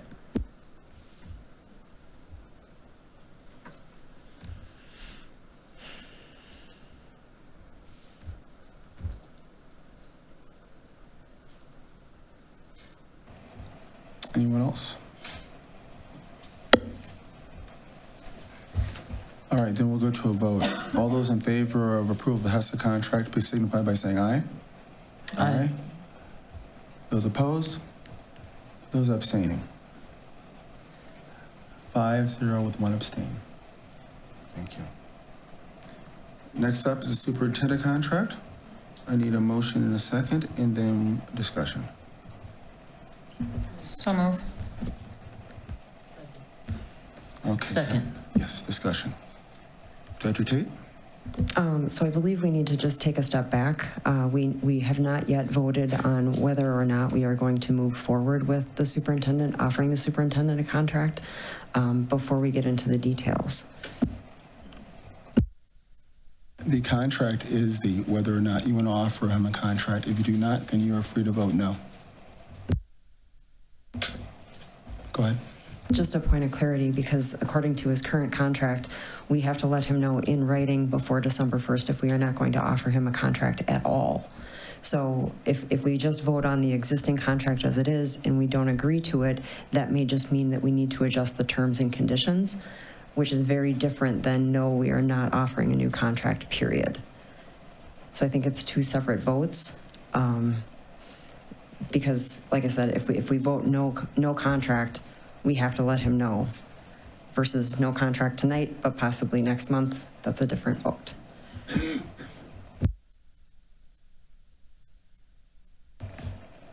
My understanding was that your expectation was to be able to get something done by December 1st. This kills 2 birds with 1 stone. If the contract is something that you cannot get behind, that's been worked on, then I would say that you should vote no to it. That would be your choice. And if he ends up not getting a new one as a result of that, then that would be the result of said vote. But that would be not wanting the superintendent here or something along those lines. Jean, you seem to have something you wanted to say. I'm embarrassed to admit that I caught something on Director Beisel's phone out of the corner of my eye that was distracting. Okay. All right. This is what happens when you sit next to a nurse. That's all I can say. All right. Oh, we're in the midst of conversation, so Director Tate's had a say. I've said a couple of things, so I need to let other people weigh in, please, so we keep it balanced. Director Dressley. So my understanding was that we just had to have the whether or not, if we weren't going to offer a subsequent contract, we had to have it in writing by December 1st. Not that we had to have the contract approved by December 1st was the way that I understood it, the way that it's worded. But if we're going to get into the nuts and bolts of it, then I'd like another opportunity to speak to it. So, okay. So all other contracts that we've done, we've pretty much said there's a 2% increase. Being a 13.87% increase over the next 3 years concerns me. It does. I don't feel like that is in line with all the other contracts that we've done this year. I don't believe that it's being fiscally responsible. My other concern is, do we really expect 7 weeks vacation to be taken? I mean, I couldn't imagine 7 weeks of not having a leader in our district or not having, I can't. So what, I would like to know the rationale behind that or what the reasoning behind that is. The structure of the contract is completely comparable to the comparables we use for anything else. Those school districts that are the same size, that are metro-based, same size schools. Their vacations are similar, sick days are similar, their personal days are similar. And in terms of the salary piece was adjusted because, much like we're trying to do with the other collective bargaining unit agreements, we're trying to get to where the market value actually is. If you go back and look, you will see that the market value actually of where Superintendent McDowell's contract is actually the dead last and below anybody else within it. The idea was to get that structure back into the game, which required an increase of roughly 9% to get him in that game with the other comparables that are here, which puts him somewhere lower to mid. The next two increases are in line with what the increases are in the other collective bargaining agreements of 2 and 2.1. I agree with that, and I appreciate you explaining that. Does set the precedent then for future contracts that every 3-year contract that we will be increasing it by 9.3% at the beginning of the contract? I would say no, because what should happen now is now we've adjusted and we move this along. As I looked at the other contracts from the other districts, they're moving along at a very similar pace. One was like 2.5, but they're moving along at a similar pace. My expectation would be they'd continue to do that. Now, that being said, down the road, if whoever is running the show at that point and has to work with the superintendent at the time, it could be a completely different set of marketplace conditions that will have to be considered and taken into account. Okay, and then I just have 2 more things. Certainly. For the sick leave, previous contract, earned sick leave could only, the maximum amount you could get was 135 days. 135 days, it would take 9 years to accumulate that. And at 135 days, it would cost the district $123,000. Now we've changed it to where there is no limit on it. There's no limit on the sick days that can roll over and be cashed out in the eventuality. So I'm concerned with that. So your concern is the unlimited? That it's unlimited. That language? Absolutely. Yep. And then I think I only have 2 concerns left. So under the separation of employment, this section ensures that severance will be paid regardless of the reason of separation. The school district would have to pay first year $97,000.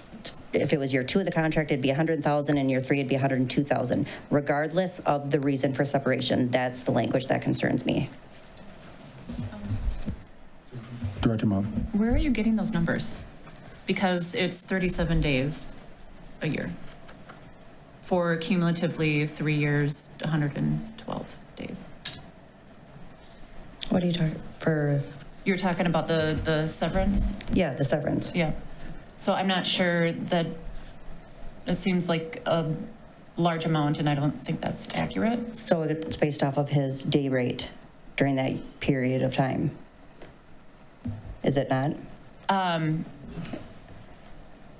And his day rate during the first year is $874. So when I calculated it out, it was like roughly $30,000 per year. But that's the same math that I got to, because at the end of this contract, he'll be 3 years. Yep. Yeah. So we would be a minimum of $100,000, or it's right around $100,000 for the severance. Okay. But not each year. Depending on the year that there was a separation in, year one, it would cost $97,000, year two would cost $100,000, year three would cost $102,000. Based on the fact that we're already at where those, I did calculate it correctly. Those were the numbers. I mean, and it's not that that's so much out of line with everything else. What is out of line is regardless of the reason for separation is what is the most concerning about that.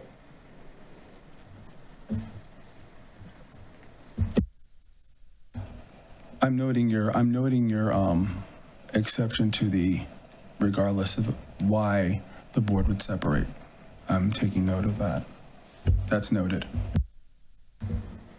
And then my next concern is we already talked about the sick leave. So then it would be the longevity, which increases the actual salary by $1,500 the first year, $2,000 second year, and $2,500 the third year. So those are my concerns, because I don't believe that we're working in the best interest of the district by putting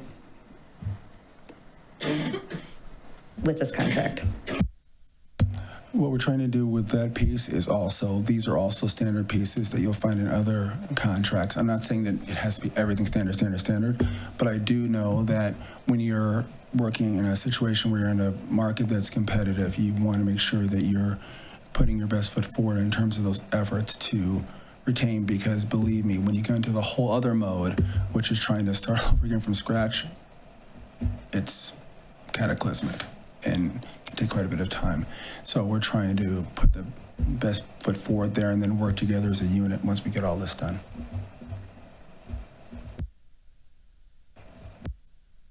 And then this is really my last one. Oh. The Article X, or Article, it's the evaluation performance. The language prevents the school board from conducting an evaluation as they see fit, and it has created an environment for which we're not really the ones who decide what the parameters even for the evaluation are. So I think that language needs to be changed.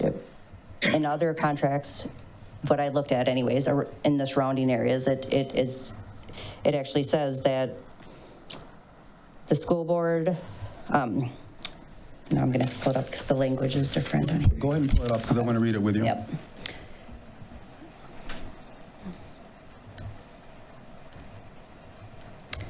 So that was Article 10? Yep. It's the very, yep. So the way that MSBA worded it is the way a lot of other places have the same wording. And it's that the school board shall oversee and direct the superintendent, shall oversee, direct, and evaluate the superintendent as they see fit, is the way that it is worded in other contracts. I'm sure all based on MSBA, but we have it worded, the school board shall oversee and direct the superintendent as they see fit. The performance evaluation of the superintendent will be mutually agreed upon by the school board and the superintendent.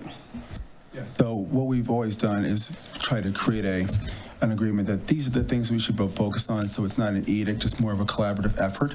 And so as you know, we're working on what that's going to look like going forward. And that will be, in agreement, but it will be what the board would like to have it be at the end of the day. But it's a give and take, it's a conversation. I also did want to note for the board also in terms of that base salary, that if you look back at the last contract, there was $4,500 that was built in as part of a TSA. There was an added salary, right, that it could be a contribution. We took that and made it part of that base salary, so we moved it. So that other part doesn't exist anymore. So it's not on top of, in addition to, it was a movement into something else. So when you see that base, understand that theoretically, it'd be $4,500 less if the TSA component had stayed, but instead, it rolled it into there. Okay. So just a tidbit for you there. Thank you, I appreciate that. No worries. Director Beisel. Comment. So I know we're far behind on this. We started the process kind of in June, and then the contract came up in December. I would like to, moving forward, that we see this process a little different. So there's more time for us to communicate all these concerns and maybe look at the contract, not looking at it 5 days ahead and then having to vote yes or no on it. So I'm acknowledging that we are far behind, but we should look at the process going forward. Because this is, I mean, there's concerns everywhere that we're just able to talk about now. And if we vote yes, it goes through, vote no, then we're stuck before December 1st. I don't disagree that any process can be improved and taken on a different direction. I don't disagree with you. Director Adine. Yeah, thank you, Director Beisel. Two things. One, the historical practice has been that upon completion of the second year performance evaluation in a 3-year superintendent's contract, in the past it's been an administrative negotiations committee, but that's essentially the chair and vice chair initiate contract negotiations with the superintendent. It's been the practice through my getting longer every day tenure on the school board, and that's what happened here. And so I'm comfortable, very comfortable with this. We had a good performance, and as we saw in the state of the district is strong. But to piggyback on Director Beisel's point, we've moved as a board to talking about contract parameters prior to or at the initiation of negotiations, and as we move forward, maybe we could consider taking a similar discipline into a conversation at the beginning of the negotiations process, just as a place to consider improving. That being said, I certainly support, and based on the performance of Dr. McDowell and the district, would support extending this contract. Director Tate. I guess it's my opinion that a performance review conversation is very different than let's renew a 3-year contract conversation. They are not one and the same to me. We may have somebody who meets expectations, but for whatever reason we don't believe that they are the right fit for the district. So I do think that they are completely different conversations. I think going forward, as I had mentioned, I think we need to have a vote as far as whether or not we are going to extend a contract. And I would preferably like to see that done before we have legal spend a whole lot of time on this to save the district money. And then I agree with Director Hedin that we should likely set parameters as a board up front, again, to prevent any extra legal fees from being spent. Regarding my concerns with this contract, I understand the trying to level set things in a market, but I also understand that we may be in a different situation than other districts regarding our financial outlook. There are districts around us that are growing. We are looking more towards, cutting. So I am very concerned with this type of a raise on the base salary, and another one in here that I'm concerned about, same thing as Director Dressley, separation of employment regardless of the reason. That language right there says that the superintendent can basically do whatever they want to get fired, and they are going to get $100,000 if we let them go. The other thing, when I looked up MASA, which is, help me out here, Minnesota Association of School Administrators. They have a fantastic document on their website that outlines what a superintendent contract looks like and what the different parts are. They very clearly say that a separation of employment agreement is, sorry, one second.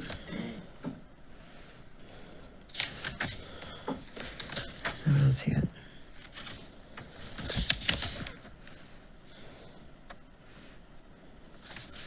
think I made the note on the other page. Anyway, they say that the separation of employment agreement is typically done with very senior superintendents. So I don't believe that we're quite there yet.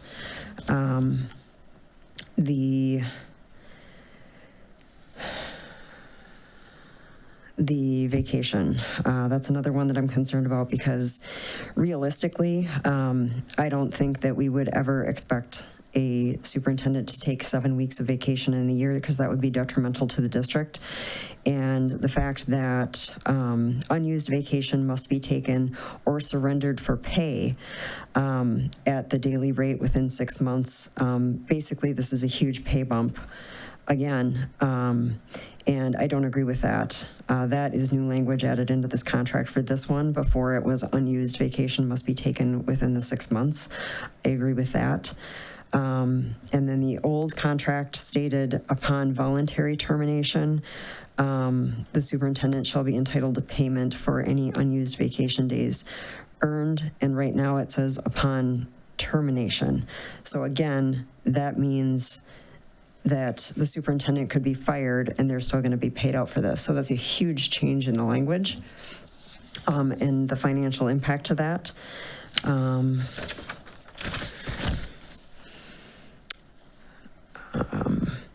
Again, Director Dressley mentioned this as well, the sick leave. I don't agree with the sick leave may accumulate without limit, because again, we have language in here that the superintendent will be paid for any unused sick days. And again, it's upon termination, which means if they're fired, they will be paid all of their sick days. The previous language, I believe, said that they would be paid up to 2 days of sick pay at the end of each day. So again, this is a huge financial impact.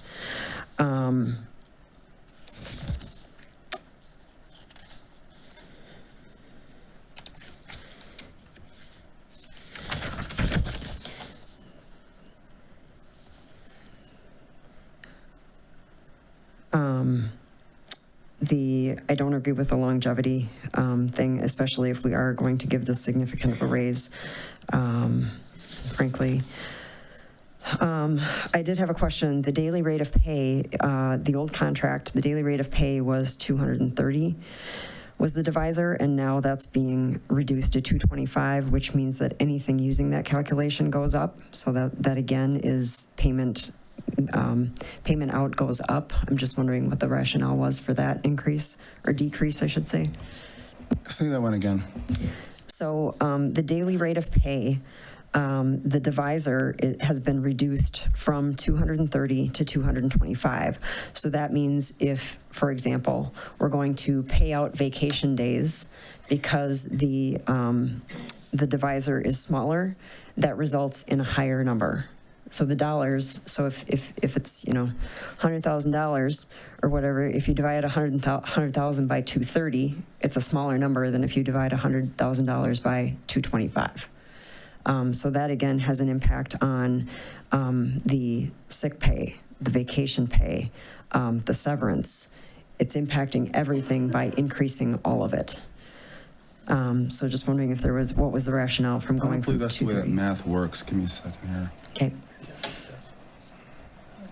Okay, 225, 230. Okay, gotcha. I guess my last concern was the same as Director Dressley's with the performance evaluation. While I understand that it is a mutually determined, usually I should say, but I believe I read somewhere as well that it should say something along the lines of, basically the superintendent and the school board work together to develop the goals. But if there's a disagreement, the school board's decision supersedes, and that's what is used ultimately. That's all I have. Actually, I'm sorry. No, I don't. I was looking at the St. Paul Public Schools contract, and they have a very robust, healthy section that I believe includes a lot more language regarding termination during the contract term. And I would just like to consider us adding more language along these lines just for a clarifier. down the line in a subsequent contract that might be possible. St. Paul Public Schools is very different than us, but it doesn't mean that some of their language may not be something that we could use down the line or tenable like that. But what we've got on the table is what we've got on the table, and we have to make our feelings felt or known or get clarifications where we can and work with what we've got in front of us right now. Doesn't mean that things can't be done. Yes, Director Mom. No, please. I'm good? Okay.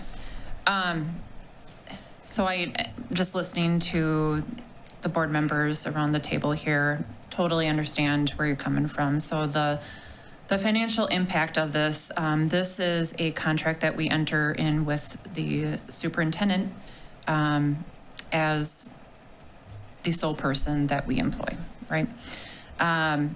Which means that there is onus on the school board to ensure that we are not abusing the superintendent in any capacity, that we are supporting him, that we are doing what we can to support the district and focus on student success, which is his responsibility, or her, whoever is their superintendent, right?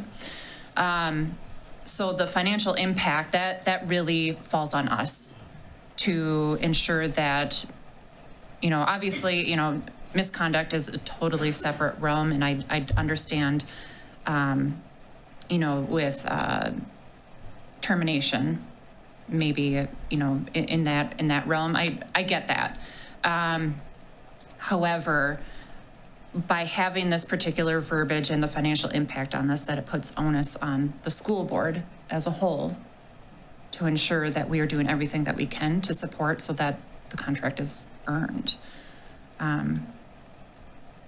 So that's how I read this contract. And then, Chair Davis had already mentioned the portions regarding bringing it up to market value comparable.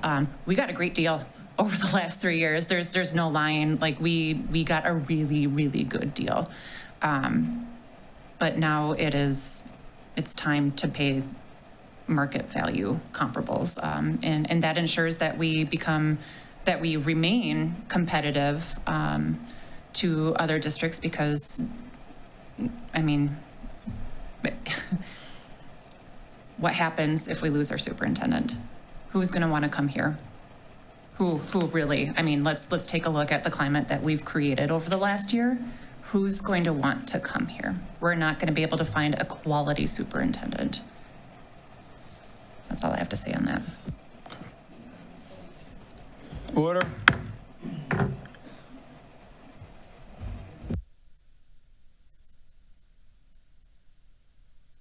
Anything further?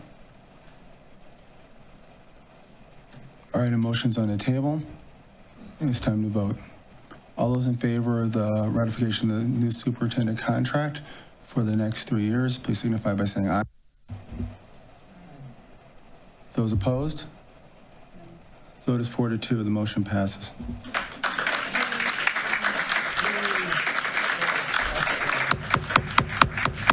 Order, please, order. Next piece on our agenda for today is board evaluation report. This was moved up from earlier to take up the board eval, get that done by the end of the year, and then have Director Tate work on the actual survey results early in our work sessions in January. So I need a first and well, after we do first and second, you can ask a question. There you go. I just need a motion and a second, please. So move. Second. That leaves us to discussion. Director Beisel. I just want clarification. Are we doing the Survey Monkey and you're gathering that information? Because you're not the random person to pick, right? I just wanted to, I just wanted clarification on that. Any other discussion? All those in favor of this proposed board evaluation report, please signify by saying aye. Aye. Those opposed? So let the record reflect 5-1. Motion passes. Conflict of interest was moved forward from I believe that was our third reading. Is that correct? Is that where that came from?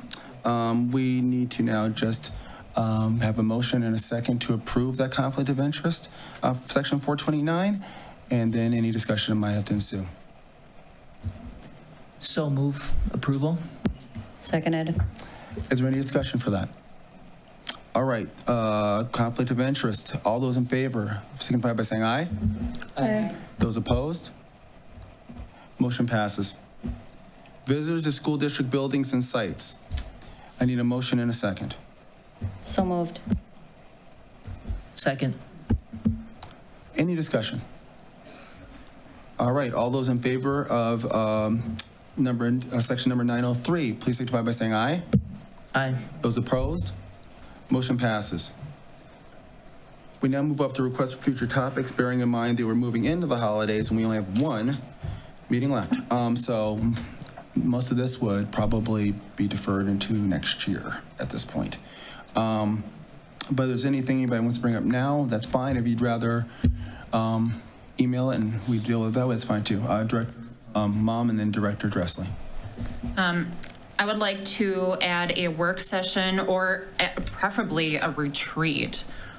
So taking a look at our calendar for this next year, I would like to I want to pen in retreat dates. I'm going to interrupt you. So you're saying, as we pull out our calendars now and pick a date in 2023? No. Like maybe you can send out an email and say, hey, can you pick out dates, All right. X, Y, and Z over 2023 for retreats, but then to add in the school board evaluation, and then to, maybe it's multiple requests that I'm making now, to have directors Tate and Beisel put together an outline of, what it looks like over this next year for the board evaluation. Would that be, could we do them both? Like, could the evaluation be part of the retreat? Say it's in June. I'm just I don't putting it there. They have these think we would separate have entities? to, I think we would have to take it separately, because Okay. if it's 71 something questions, that's gonna soak up a lot of It's gonna be time. the entire retreat. I'd rather do it in my pajamas. Director Tate. That's the June one. That's the 71 questions. Got it. This one's Okay. shorter. It is, okay. But it would have to be separate from a retreat just because of the time it would take. You'd have to do it ahead of time so that the data and comments can Well, be that's what I was consolidated. thinking. You're going to do the questions ahead of time, so we'd be looking at the results at whatever we did and discussing. So it could be part of retreat theoretically then. Yep. Okay, all right, I got it. I get you. So we'll get into it out and try to see what we can do in terms of what people are looking at in 2023 and dates that would work for both a retreat. And once Director Beisel and Director Tate tell us how they want this to work, we'll set dates for that as well. If it can be part of the retreat, great. If it has to be a separate thing for a work session, that's fine too. But if you guys could put that together, that'd be awesome. Director Dressley. I request that we add a work session in January to cover either the 11th or the 25th to cover all of the previous requests that have not been addressed yet, just so that we're starting on a fresh page come our February work session. That's my request. Can everybody agree with that? We'll take a look at calendars. Well, that's. Yeah, we need to, to add to Director Dressley's is, Chair Davis, if you could provide a list of what's outstanding and then dates for a work session in January. If there's, I know there's a few items out there, but I actually think it'll probably be more than just one work session.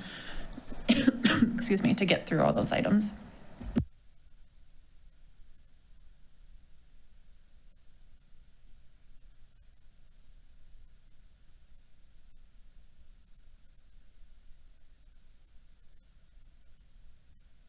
Go ahead, Director Tate. That was actually on my notes. I have 2 items that I have requested in the past that haven't been added yet. One, I had requested in May to discuss the signage and the messaging around all of the schools. And then 2 was the discussion on sexually explicit materials to be being available to kids. And then I do have, and along those same lines, I'm wondering if we as a board can please set expectations around timelines for requested agenda items so that it doesn't get to be 6 months later and we still haven't added it. I'd like to propose, that the item be added to an agenda within 2 months, if that's doable. I think that maybe what part of what we do with our next work session is talk about that and figure out what we think that, rather than trying to decide right now what that reasonable parameter is. But I do agree it shouldn't be protracted out 9 months. I agree. I agree with that, so we can make sure that's part of that work session.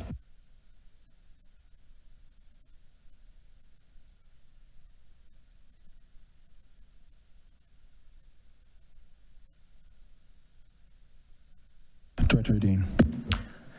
Thank you, Chair Davis. It's entirely possible that I've asked for this before, because I think I've been asking for it a lot, which is I would like to see, especially if there's a January work session for timeliness, that we review it and get ready to adopt, commit, or endorse, whatever the appropriate verb is, the legislative platform that's come out from MSBA, and that I anticipate that we're going to get from C and AMSD in the very near future, so that we can proactively engage with our legislators on the issue that was highlighted both during the state of the district conversation and the links to the levy conversation and the resources conversations. That we need to address that. I would anticipate probably at the end of January board meeting, make an endorsement to ensure that we're in a place to actively engage in February, March, and April. Does anyone take issue with that? Okay.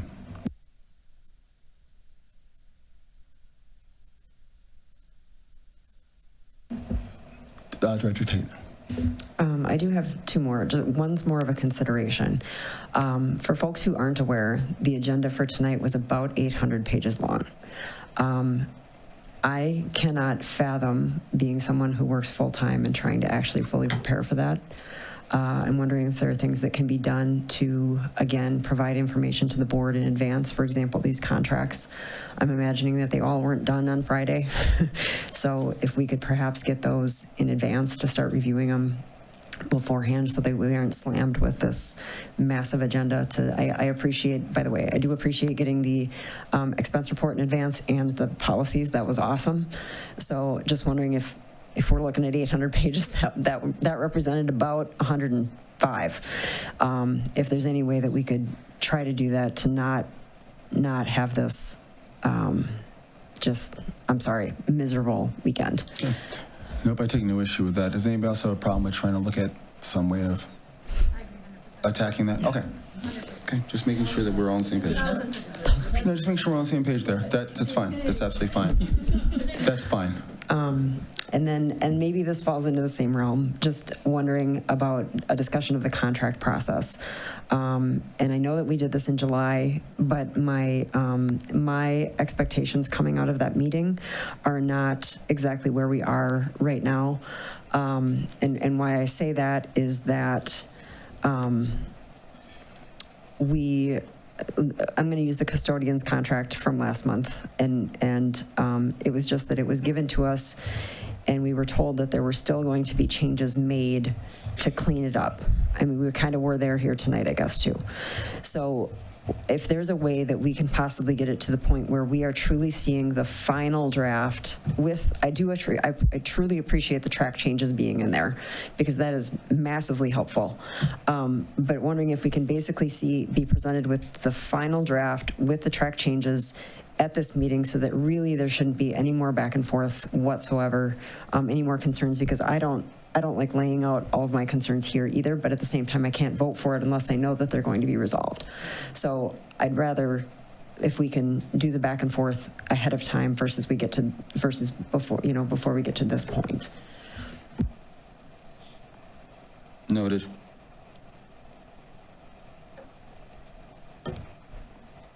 Top of the board. There it is.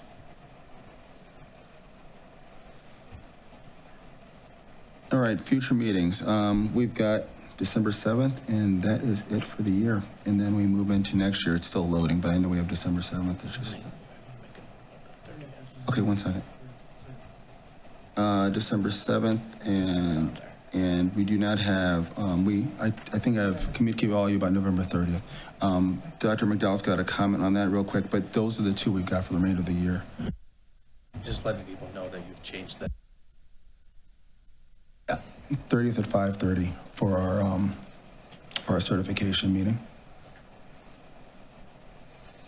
And Krista, can you make sure that's actually on our calendars, please? Thank you. If it doesn't show up in Google Calendar, it doesn't exist to me, so I want to make sure it's on there. All right. With that, I need a motion to adjourn. So moved. Do I have a second? Second. All those in favor? Those opposed? Meeting's adjourned. 8:44 p.m.